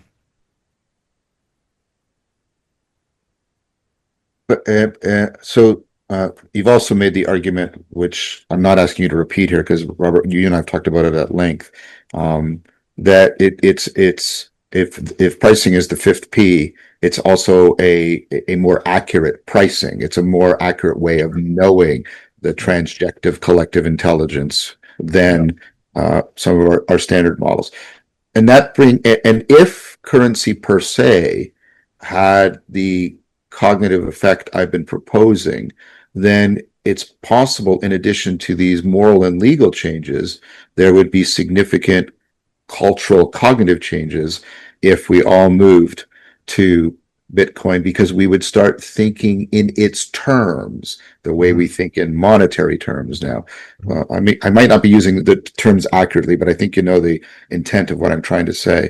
That's interesting because, as you know, both of you, I just had a conversation, a whole bunch of conversations. Everybody is starting to talk now. I'm going to be Paul Antlight. He's got a book out. Antlight, he's a friend of mine, called "Based on a True Story," and he's talking. The core thesis of this book, a lot of people are talking about this, and a lot of people are enacting it, and that's why I'm doing the Philosophical Silk Road. The proposal that there's an advent of the sacred that is taking place now at the level of the Weltgeist to respond to the zeitgeist of the meaning crisis. And so things are just, and he said he can detect a vibe shift. That's what the book is about. We're going to go, but I'm wondering, I mean, there's a possibility. I mean, Justin Sledge made a good point. He said, nobody can be responsible for the Renaissance, but everybody has to take responsibility for it. Which is, he says, if you look in the Renaissance, like people like Ficino are going, I don't know if I can make anything happen, but I have this responsibility now about bringing about the advent of the sacred, right? Which is what the Renaissance was. And the race, like, right. And of course, the actual, there's a cultural renaissance in Athens, right? The actual revolution. And I'm just wondering, so this is not a proposal. It's much more loosely held. I'm wondering though, if, right, this advent of the sacred could be bound up with people considering, right, this new way of living with and through money that might bring with it cultural cognitive potential that we could exapt that we have not yet tapped into. That's just a wonder. I'm not making that a theoretical proposal. I know Alexander Bard and people like him talk about as these digital communities or digital currencies, these distributed networks that are not bound to cities and nationality, they redistribute power away from the idea of a state. And then you stop thinking about like your loyalty to Germany or your loyalty to America, because it's not loyal to you. And in fact, like a lot of the cynicism that exists on like YouTube or social media has an outlet because the algorithm accidentally rewards good stories, even if there's some person typing, downvote that person. He's an enemy of Trump and we're owned by Elon Musk or whatever. Downvote, downvote. Someone just can independently put a good story about Epstein Island or whatever, and it starts getting likes, and then it rises to the top despite, you know, antagonistic goals to the people owning the platforms, let's say. Because people don't care about national loyalty. They want freedom and happiness, and they associate outsiders with those things, but then those outsiders end up being corrupted. And so, yeah, if everyone is going like, oh, I'm glad to be free of the dollar, I'm glad it just collapsed under the weight of itself. I'm happy to use Bitcoin to pay for my grandparents' retirement and my children's education, and I can use the lectern and the Vervaeke Foundation to educate my college-age students, and I don't have to choose between Florida State University and University of Toronto because they're both defunct top-heavy, corrupt institutions. That's it's an interesting argument because it's so theoretical, and there are like the big fat ugly organizations learn and adapt better than people think they do. Like everyone thought, oh, the internet would dislodge all of the old way, but the old way had so much capital in terms of human capital, financial capital, that it goes, I'll buy those up, and then the corruption rises back up or what. So but there's a strong incentive that reasonable people are sick of the politics, and if there is a viable alternative, they would gravitate to it, I think. It's an interesting thought experiment, at least the idea that, because I've been concentrating what I call semiotic symbiosis. Why do certain ideas suddenly get magnetized together and become a new form of life for people? Semiotic symbiosis. You see this in the history of religions, like the God of the Bible. There's L, and then he integrates with YWH, whatever. However, I'm not going to pronounce it because there's Jewish people here, and then that integrates with Ahura Mazda, and then that integrates with the Platonic good, with Philo, and then it integrates again with the Neoplatonic one, and then it integrates with this weird proposal from this weird guy, Jesus of Nazareth, and God just keeps like, right? And that my favorite artistic work around that is Equus by Peter Schaeffer, where I identify very strongly with Dysart, who's the psychiatrist who has to cure Alan. But in Alan, what's happening is Equus is being born, the god that lives in all horses, and all these things are being magnetized together. And Dysart, he has to. This is the great tension of the play. He has to cure Alan of this religion in order to save him, because Alan has done something really horrific. But Dysart doesn't want to, because he longs to be in relationship with the sacred.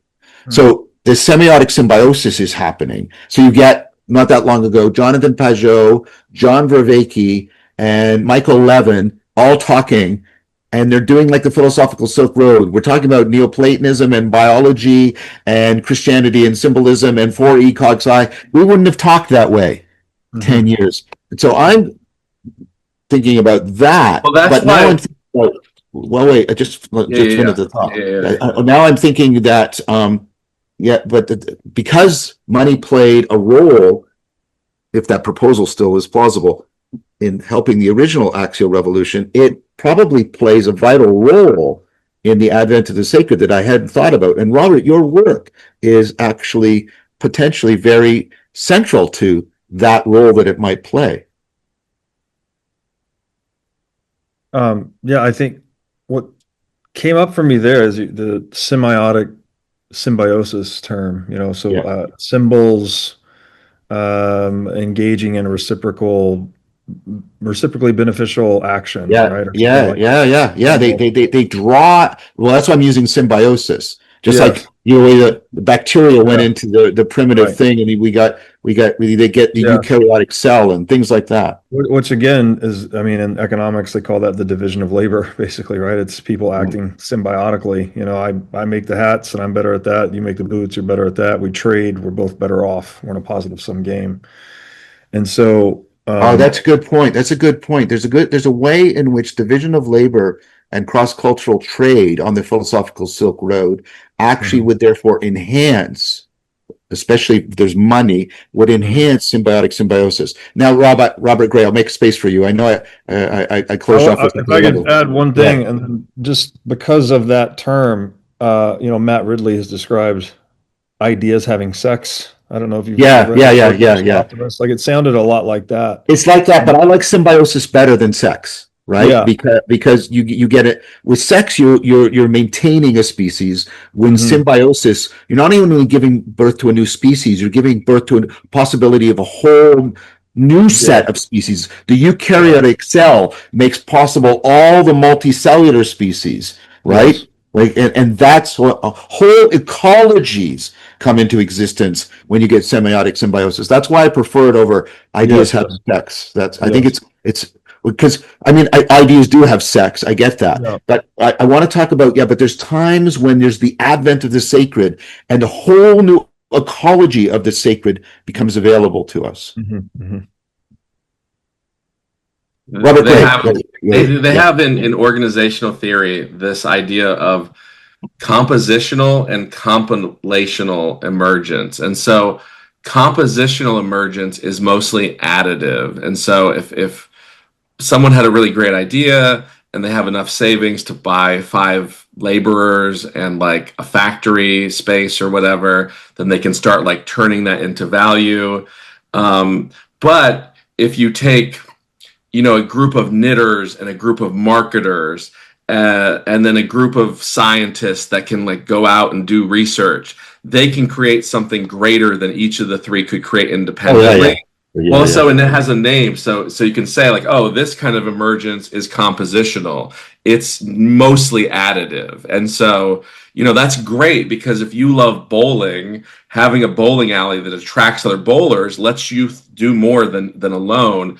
But compilational emergence is novel and it's a complexification, and so Oh, that's good. I didn't know about that yeah. Well, that's why I invited you to this because I saw you talking about this stuff and bringing in some of the organizational theory and the multi-level modeling. Like they've been loving this stuff since at least the 90s. Well, and it maps onto Eric Hole and Alicia Uraro and all the stuff. 100%. Well, yeah, Alicia Uraro, I think can is super interesting to bring up and down level. Rob, where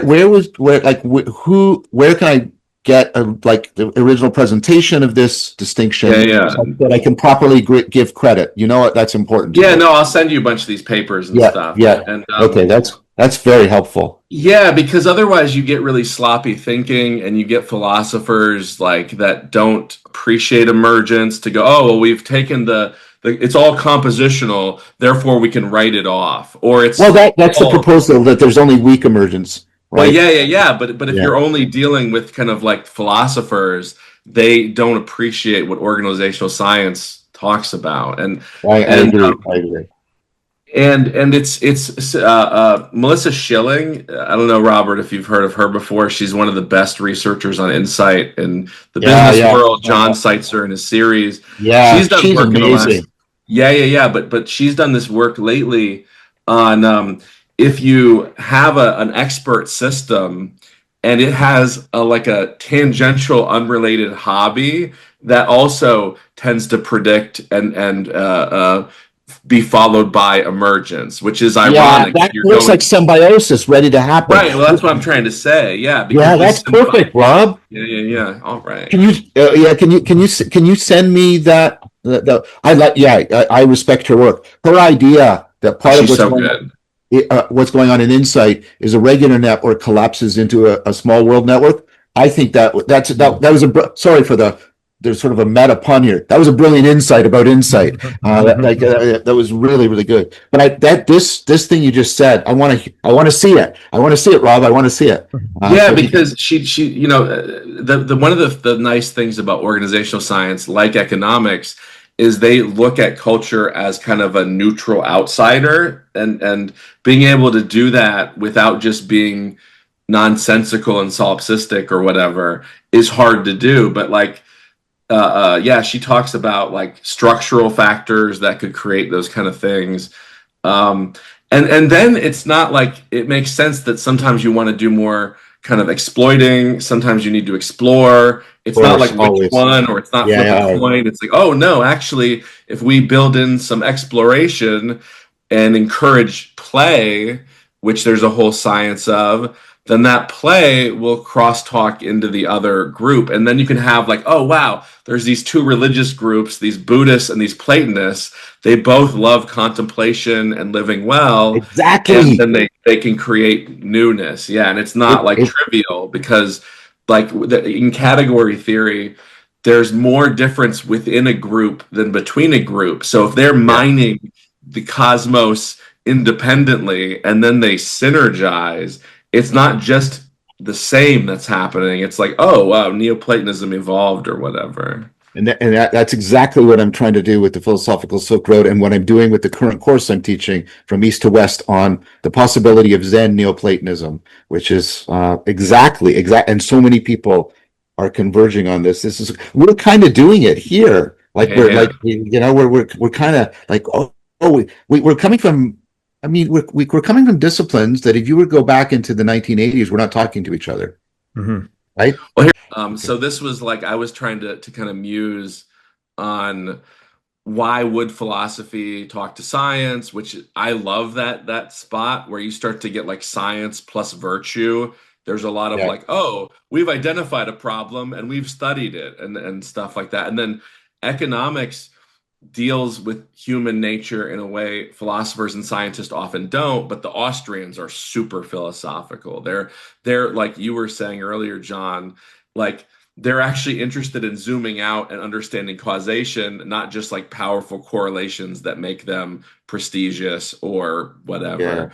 So um, this Well, was Mises goes so far to say that causality is subordinate to action, actually. So yeah, he's very deep. well, Yes. yeah, and then you have a coupling between theory and action, which often you Mhm. have these like Yeah. theory people and these intuition action people, and they Mhm. just are like, "Well, I'm vibing. I don't need the science." And the scientists are like, "I'm sciencing. I don't need these vibers." But when you start to get harmony, you get this emergent stuff, and then you can actually like explain your intuitions. I think that's one of the beauties of kind of the Socratic Platonic view is they don't just want like shamanic power. They want to have like intelligible insights and stuff like that. It's I love John gets so excited about intelligibility sometimes. It like it makes me feel like I like it's that like is there a word, John, for like feeling like a kid as an adult? Well, there's the literal Greek word enthusiast, to be filled with a Yes. god, and Yeah, I theos. feel this Yeah. enthusiasm and I get to Yeah. witness it. And it's I love that because that's theological. Yeah, exactly. So Yes. these are some of the things that organizational psychology can bring to bear on the economic, philosophical, cognitive science kind of discussion. So they talk a lot I think in really concrete ways about some of the levels, like the Neoplatonists go from like the one to Mhm. the individual. The Austrians have like really good, like the firm, the government, the individual. But then like org psych talks about dyads quite a bit, teams. There's some really exciting research they were doing at Michigan State where I was at on teams of teams. So they would train individual teams for like a year and then put them in massive situations where they had to coordinate. So even like what are those doing? They also do multicultural studies. It's like a more peripheral to that world, but there are people that are just interested in like the cultural interface and for sure like organizations. They mostly study success, which is like a strength and a weakness. Although, if you look at some of the more popular journals, you'll see them caring about meaning the way John talks about it a lot more, and they're theorizing about it and they're curious. A friend of mine and I submitted a proposal on meaning 10 years ago, and they were like, I don't know how to make sense of it. And they rejected it, but they gave us really positive remarks. Now you just see almost the same ideas showing up more. They're pretty good at well-being too. Like stress, they talk about parenting and having, parenting be part of the organizational culture, that kind of stuff. But they talk about all three. Those are kind of the three big buckets of variables. So they care about religion, they care about economic things.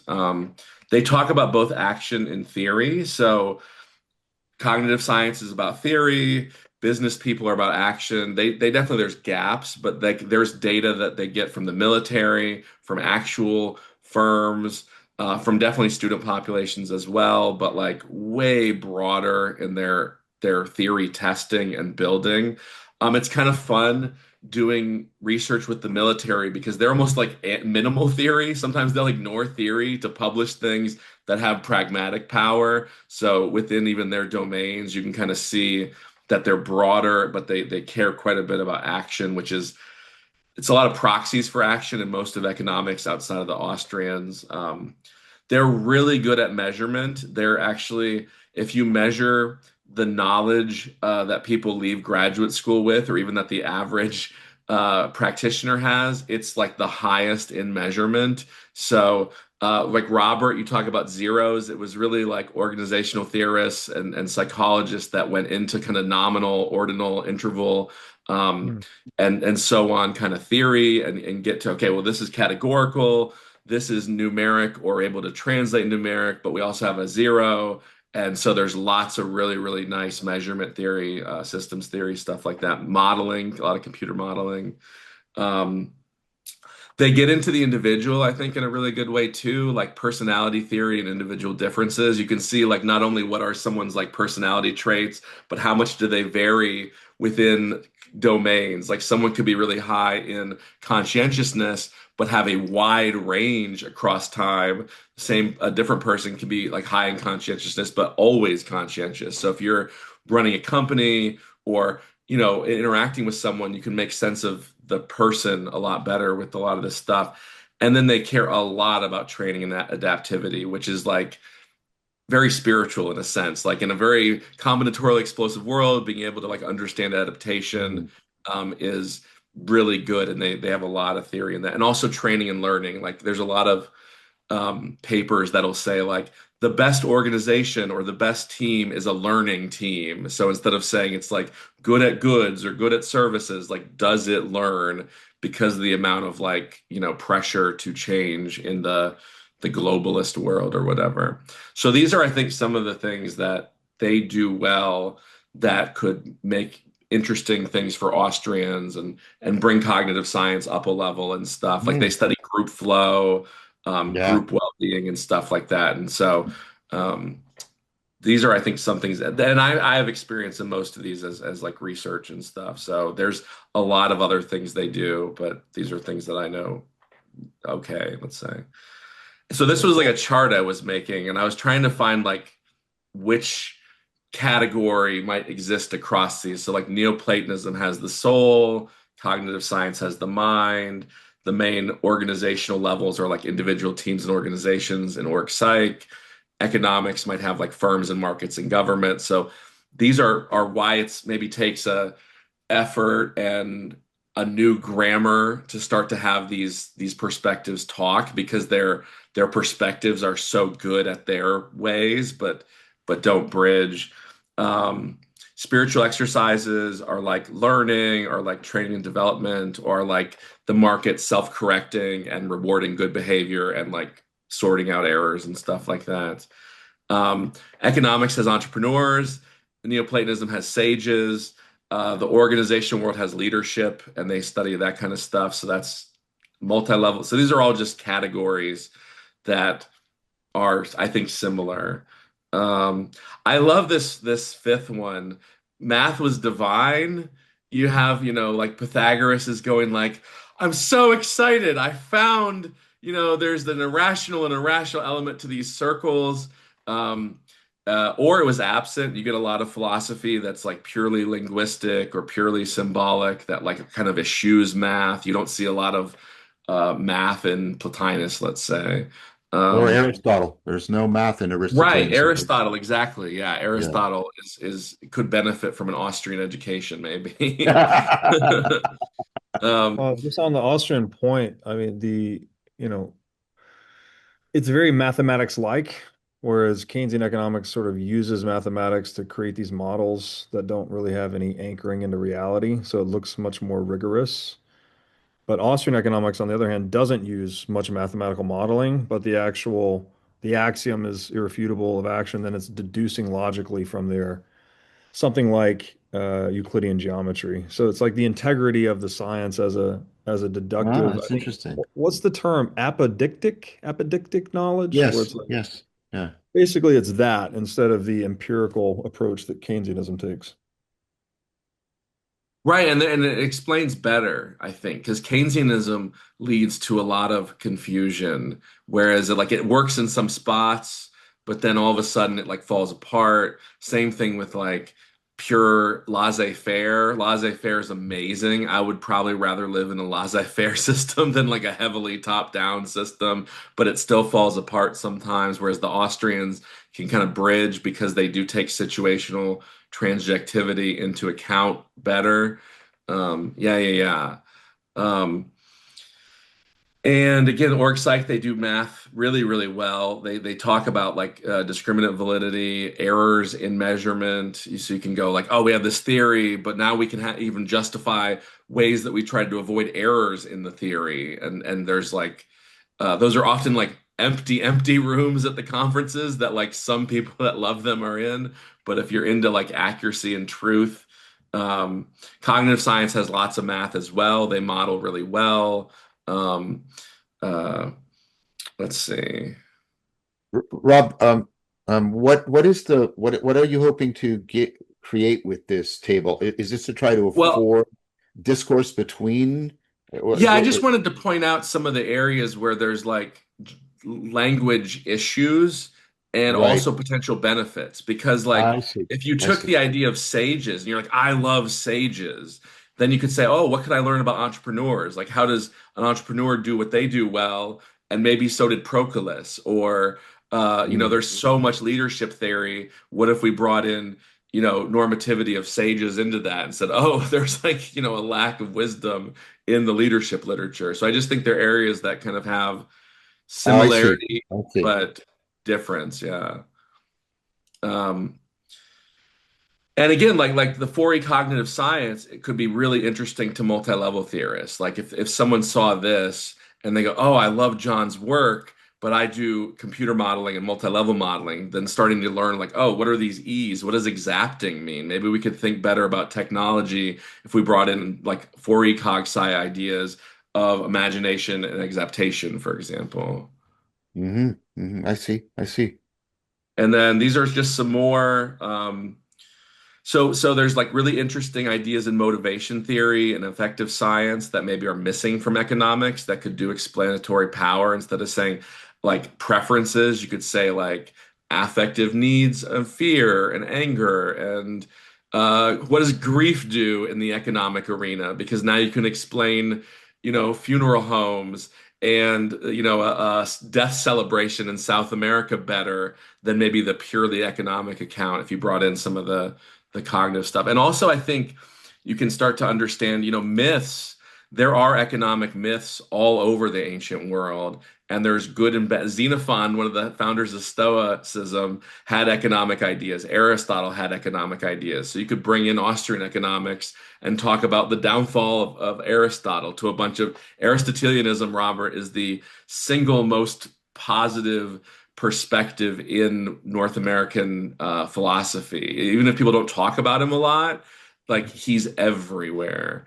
So thinking like, oh, well, what could these newer things bring to these people that are into the old things?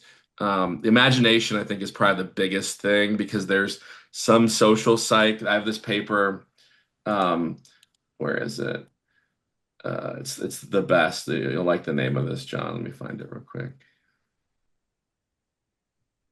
The affectiveness of symbols, materiality, magicality, and the limits of the anti-semiotic turn. So they talk about postmodernism and then how it kind of is starting to break down when you Yes. look at reality. So, Yeah, I'd like to the read that idea, paper. Yeah, that sounds yeah, interesting. yeah.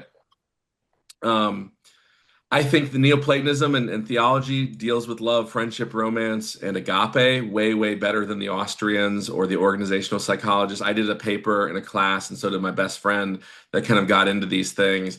And they kind of challenge the business world. If you encourage people to be courageous, they might quit. If you encourage people to want to love more, they might question the business ethics. Like Amazon, one of the biggest companies on earth, has the highest turnover rate like in per capita or whatever. It's ridiculous. So like they're probably afraid of virtue ethics if they like, what they have. So I think again, like bringing the virtue stuff into the Austrian world might be really interesting. Go like, oh, wait, we weren't considering Eros and its role in the market or whatever.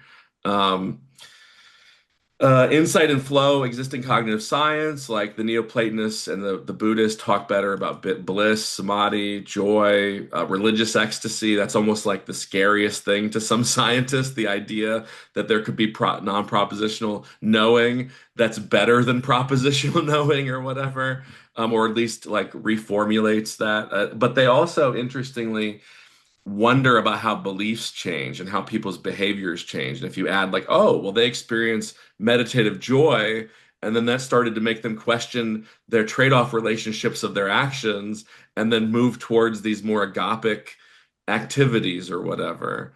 Um, Again, and sometimes the people market people like get too focused on outputs or resources when again, like people give up resources for meditative goals or for romantic goals, I think is much more reasonable. So.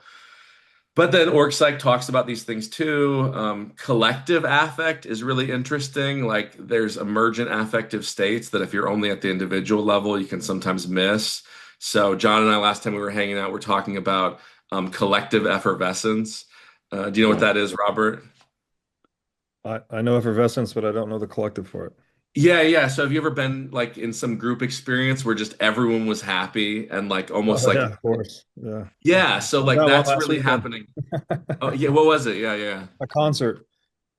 Yeah. Exactly, right. So you can explain that much more in terms of like teams and groups and organizations than if you just stay at the individual level, it almost Yeah. becomes irrational. If you're like, no, everything is the individual, it's like, no, we're just all participating in this greater being and it's Yeah. wonderful or whatever. Yeah. Yeah. Parasitic That's why processes. I really like, sorry to interrupt, but just No, no, no, one please, of the yeah. things we do in the book, like we overlay, because I agree that libertarian philosophy is very focused on the individual, rightfully so in some respects, in many respects, because the individual acts and all these things.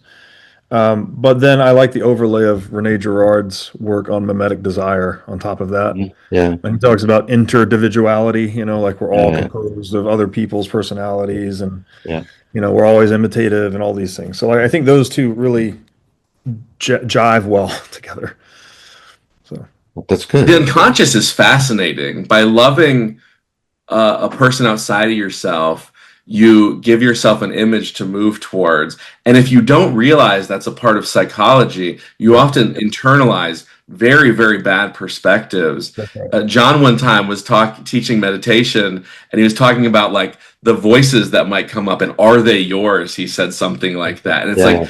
how creepy is that? That you might be guided by some idea that before you were rational or when you weren't paying attention became something you started to identify with. And so, yeah, the mimetic level of reality is really underexplored Yeah. in a lot of systems. Yeah. And when I you was make just, it conscious, you find yourself like saying and doing gestures that I'm like, oh, I got that from my friend, or oh, I got that yeah. from him. Yeah. Or, Yeah. so Very much. I was talking with Dick Schwartz and Seth Allison, and yeah, and Dick Schwartz came up with internal family systems.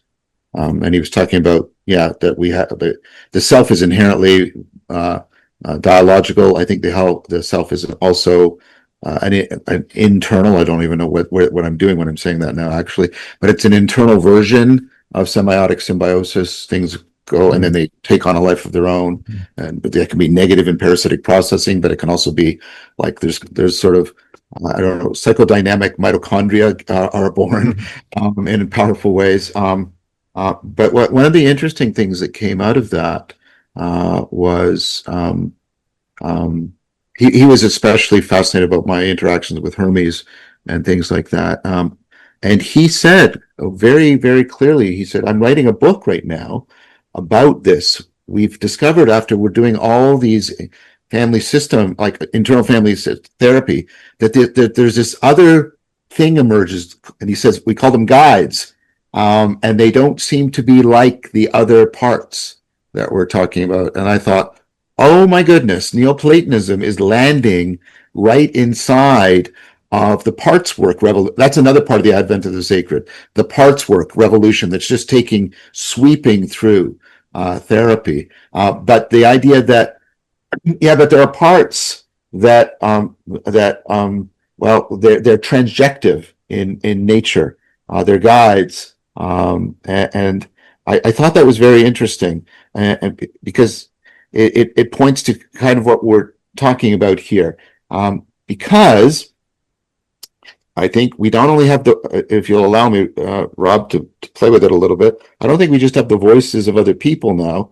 I think we have the voices of other spirits. I think we have the voices of money, and I think we have the voices of, and so on and so forth in us. And That's what some Hillman would say. that's yes, very mhm, excellent. mhm. connection. I think Yeah. Thomas Keaton would say that too, and that's very interesting to think about the degree to which, because like Rob says, one of the things that happen in deep meditation is you'll often discover that the voice that's talking in your head isn't your egocentric narrative voice. It's your mother's voice. It's your father's voice. But since my experience with Hermes, I've become more sensitive to voices that aren't from my psychodynamic past, if I can put it that way. And that's been really interesting trying to figure out. And I hadn't thought about this as a possibility that, yeah, they're the internalizations of these transjective collective agents and intelligences. I mean, obviously it's Hermes because it's about the life of the meaning system, the semiotic system that we all swim around and in which we live and move and have our being. But yeah, I hadn't thought about that. I wonder if that's the case. I wonder if some of Rob, you know Jung better than I. Is there any places where is there an archetype that comes up that is the voice of money? That sounds No, really there's been good. gods of money for sure. Yeah. Even in Athens, the three gods that they had at one point were Athena, Hephaestus, and the god of luck. And so luck was like a coin a lot of times. It was very represented. And they have trading gods in other Well, cultures and well, stuff. Yeah. that's the interesting thing because Hermes is also the god of merchants and trading, as well as the god of the meaning system, which I like. I'm sorry, this is very intuitive for me, but I'm starting to see that it's interesting about the possibilities, like you were doing there, Rob, because like what's interesting, you were doing it this way, but I was seeing it this way, right? Which is I there's also live that way this way, John. yeah. I'm at the Salvador Dali Museum staring at the most historically unique objects in Florida or whatever. And then I go to another museum full of paintings and meditation rooms. So yeah, I like both ways interpenetrated Well, maybe. well, our heads are, as I've argued, our heads are filled with the axial revolution. Our heads are filled with modernity, all the cognitive grammar, cultural cognitive grammar of modernity. And I'm wondering, do those structures, and like the way we've been talking about money here, do they ever show up as voices for people? Sure. Yeah. Because I think one of the like properties of symbols is they need to grab your attention almost irrationally, but they often want to speak to you in a way you can understand. So in your dreams, you'll be in a business room when it's an executive thing, or you'll be near watery places when it's very unconscious or whatever, or it'll be raining when you're not conscious of things that you should be grieving or sad about or whatever. And so they both are like coming from things more archaic, might be a kind of a third way Platonic term, but they're still trying to communicate like in a way you'll understand. So it makes sense that like Hermes might show up to you rather than like a Cerberus hound of hell or something, because your Uh, unconscious is trying to say, hey, let me show you some meaning and language or whatever. And that's why too the statues are like they are. When Freud met Dali, he was saying like, oh, the Greeks show these archaic patterns in their art, and they bring the unconscious to the conscious. And then Dali is almost inverting that. He's bringing this chaotic pre-conscious symbolism to his art, which is almost harder to do because you have to be so aporetic and technical at the same time. Whereas if you're super technical, you become, too modern. But if you're super irrational, you become like in this semiotic chaos and you can't, so that was a bit of a rant. But I think and you can create these symbols or they'll just emerge in groups. Like that's the whole thing is like you might be trying to meditate with a group and then you do dialogos and then you're all surprised by what happens. And then, Yeah, but yeah, what you yeah, hear, we're doing that. Yeah, we're doing it. We're well, trying to but create a yeah, and then what you metacognition. hear Yeah. is helpful, and it emerged from you, but not you, and others, Always, but always. not them. Yeah, so it's both intelligible, but it's like hyper rational. So, Robert, I want to ask you a personal question then. Have you ever dreamt of Bitcoin? Has it ever come to you? Uh, yeah, That's a funny one. So let me, if I can may add to the last point there, and then I will yeah, answer that question. So I just, sure. as Do it it. was coming up, as you guys are having that exchange, do people hear voices that are money or other, maybe, maybe Yeah. non-personal things, Because non-person? prophets, that's one of the jobs of a prophet. The prophet gives Exactly. voice to the large world, to the Yes. transjective, to the greater spirits that we're living in. Yes. Yes. So I immediately was just thinking, I'm back to the imaginal, right? Where there's Yeah. that space Yeah. Yeah. Yeah. in your mind that you do mental math or you Yeah. Yeah. think or with money you do economic calculation. Again, as you always say, it's not a place, obviously, but it's not just irrational, Yeah. subjective nonsense That's right. because it's real. It gives you real grip on the real world. And so I wonder if well, even the metaphor you use, voices, it's Yeah. like, well, voices obviously are speaking to you in literacy. Maybe they Yeah. also speak to you in numeracy when you're doing mental math, or speak to you in, Oh, that's pricing or interesting. economic Oh, calculation. I know when I just reflect on myself, I'm a mathematically minded guy, so I'm doing numeracy a lot. When I do my biohacking, my supplements, my spreadsheets, like I'm thinking in numbers often.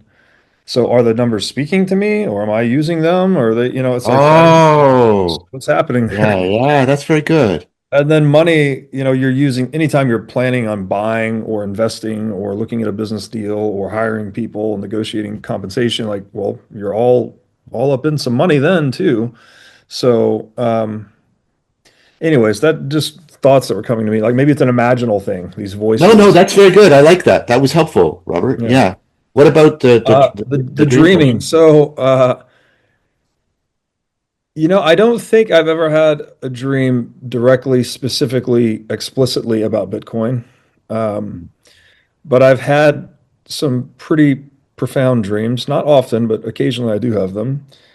And well, actually, my most popular essay, which was the number zero in Bitcoin, I've alluded to that several times today, the Yeah. Hindu-Arabic numeral system. Yeah. And I was in this place in my journey trying to understand money and what, incorruptible money, how significant it could be on Yeah. civilization.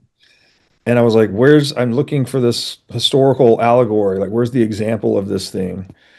And you end up in profound innovations like fire or the wheel. Yeah. It's like Yeah. things that are really, really Yeah. transformative.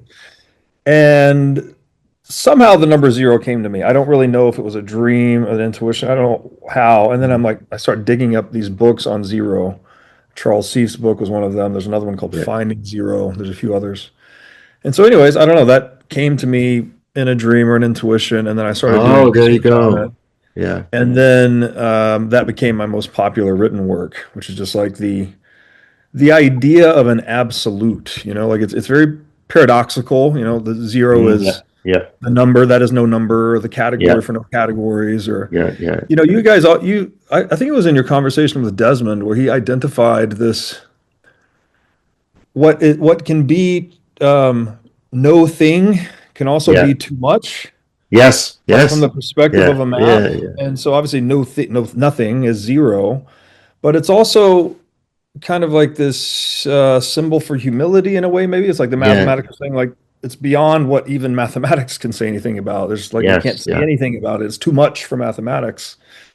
And so anyways, that got me into, like, again, back to the map territory distinction, where like whatever the gap between the map and the territory is that absolute. It's the thing you can't really say anything about. It's either God or it's zero. And then, well, those things are absolute. They don't ever change. It's like the unexplored territory. Even when you explore more of it, well, there's still more unexplored territory. right? The map is never the territory. So like no matter how much you explore and how much you map and how sophisticated you get, there's always more God or more zero or more unexplored territory. So it never changes. That's why And, loving is so and, awesome, and because that's I'm why it's sorry. absolute. Just to complete the thought is like, Yeah. Yeah. so it's absolute, doesn't change. And then the connection to Bitcoin is, oh, it's an absolute. We have an absolute fixed supply number, Oh, something that I doesn't didn't. So change. thank you. So I we didn't. discovered an Yeah. absolute with zero. We discovered one perhaps with Bitcoin. And then I guess if you went way backwards in time, maybe we discovered it with the idea of God, like a monotheistic Yeah. God, Yeah. that there's just this absolute that we can never say, as Pageau would say, no matter what you say about God, you're wrong. It's Yeah. like, that's exactly But, right, because the map is not yeah. the territory. But you should never stop trying either. Exactly. Zen has something equivalent. You cannot find enlightenment by seeking, but only seekers become enlightened. Exactly. Yes. So Gentlemen, I need to go. This has been Yeah, yeah. wonderful. It was it's always a pleasure to hang out with you, Rob. But Robert, you and I haven't done this for a while, and you know, caught fire for me, and I really appreciate it. So thank you very much. I just wanted to do one public service since people were watching this. And we were going to talk more about this. We didn't end up talking much about it, but Neoplatonism did keep coming up here and there. I just wanted to give people. There's a new book out, Neoplatonism: The Hidden Root of Everything You Believe, which is an excellent, very accessible introduction of Neoplatonism as a through line. And read this one first. And then if you want to start to go deeper about how it's a through line, there's this excellent book by Arthur Vervaeke, A Perennial Philosophy. This book first, then this. And then these two together can prepare you if you want to dig deeper. Because I really do think, I got it from him, Arthur Vervaeke, that Neoplatonism is the religious backbone, the religious and spiritual backbone of the Abrahamic West. And not only the Abrahamic West, of the Abrahamic and pagan West. So we should actually include because the pagan world was also knit into all of that. And I just wanted to just put that out there for people in case they wanted to say, okay, this is all right, but like, how do I start? What's a good way into all of this? I mean, I know Robert would also recommend economic stuff, and Rob has made a powerful case for organizational psychology. So I just wanted to do a little bit of advertising for Neoplatonism as well. Yeah, that's awesome. I'm always excited to talk to both of you guys. Thank you so much for doing this. It's a lot of fun. I actually get excited for these conversations. So yeah, me too. Would you all do this again sometime? I know, I wanted to do it in a more structured way, and then there was so much happening at the beginning that I didn't want to interrupt that with the format that I did. But would you be willing to do this? Sure, do it again. Yeah. I mean, I got to space things out, as you know. But yeah, well, I don't need an excuse to talk to Robert. I welcome it. It's just, I mean, Rob, you've reconnected me with Sevilla. You're, keeping my ongoing connection with Robert alive. I'm very grateful for this. Very grateful. Yeah. No, it's so good. Ideas are so powerful, and like the normative aspects of Austrian economics and Neoplatonism are so synergistic, because the virtue, love, and the philosophical groundedness of Neoplatonism, like you said, they influenced everyone from Aristotle, who influenced the West, to the three monotheisms, and the so many interesting books about the people that were talking with Plotinus that were Christians, or that were reading Plotinus in the Arabic world, or I'm still constantly surprised by people that reveal that they had a love of Plotinus hiding in their existential closet. So the power of the images and myths and ideas of the Platonists, and the dialogical method of the Platonic dialogues and of Socrates, literally, are so much better than the modern or postmodern or nihilistic, solipsistic, I'm amazing demagoguery that's in the world.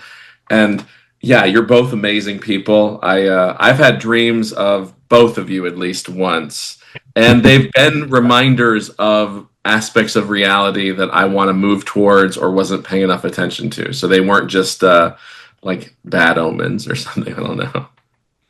Yeah, very, very good. We'll Thank stay you in so touch, much. both of you, please. Yep. Also, Great to Robert, see you have you like again. 5 minutes just to chat, or do you have to get Me? going? Yes, yes, Yeah, yeah. you're the only Robert. I would say Robert too. Yeah, sorry. Yeah, you're right. The Rob and Robert thing have got my brain twisted now. It Okay. is a lot. Well, I cottoned on that I would call Robert Gray Rob Yes. and Robert Breedlove Robert, because that's Yeah. typically how I talk to both of you. So Got it. that worked better. And my middle name's John, so there you go. There's There that you too. go. Thanks. That wouldn't help. Yeah. Take care, my friends. Thank you, Take care, John. Tom. Awesome.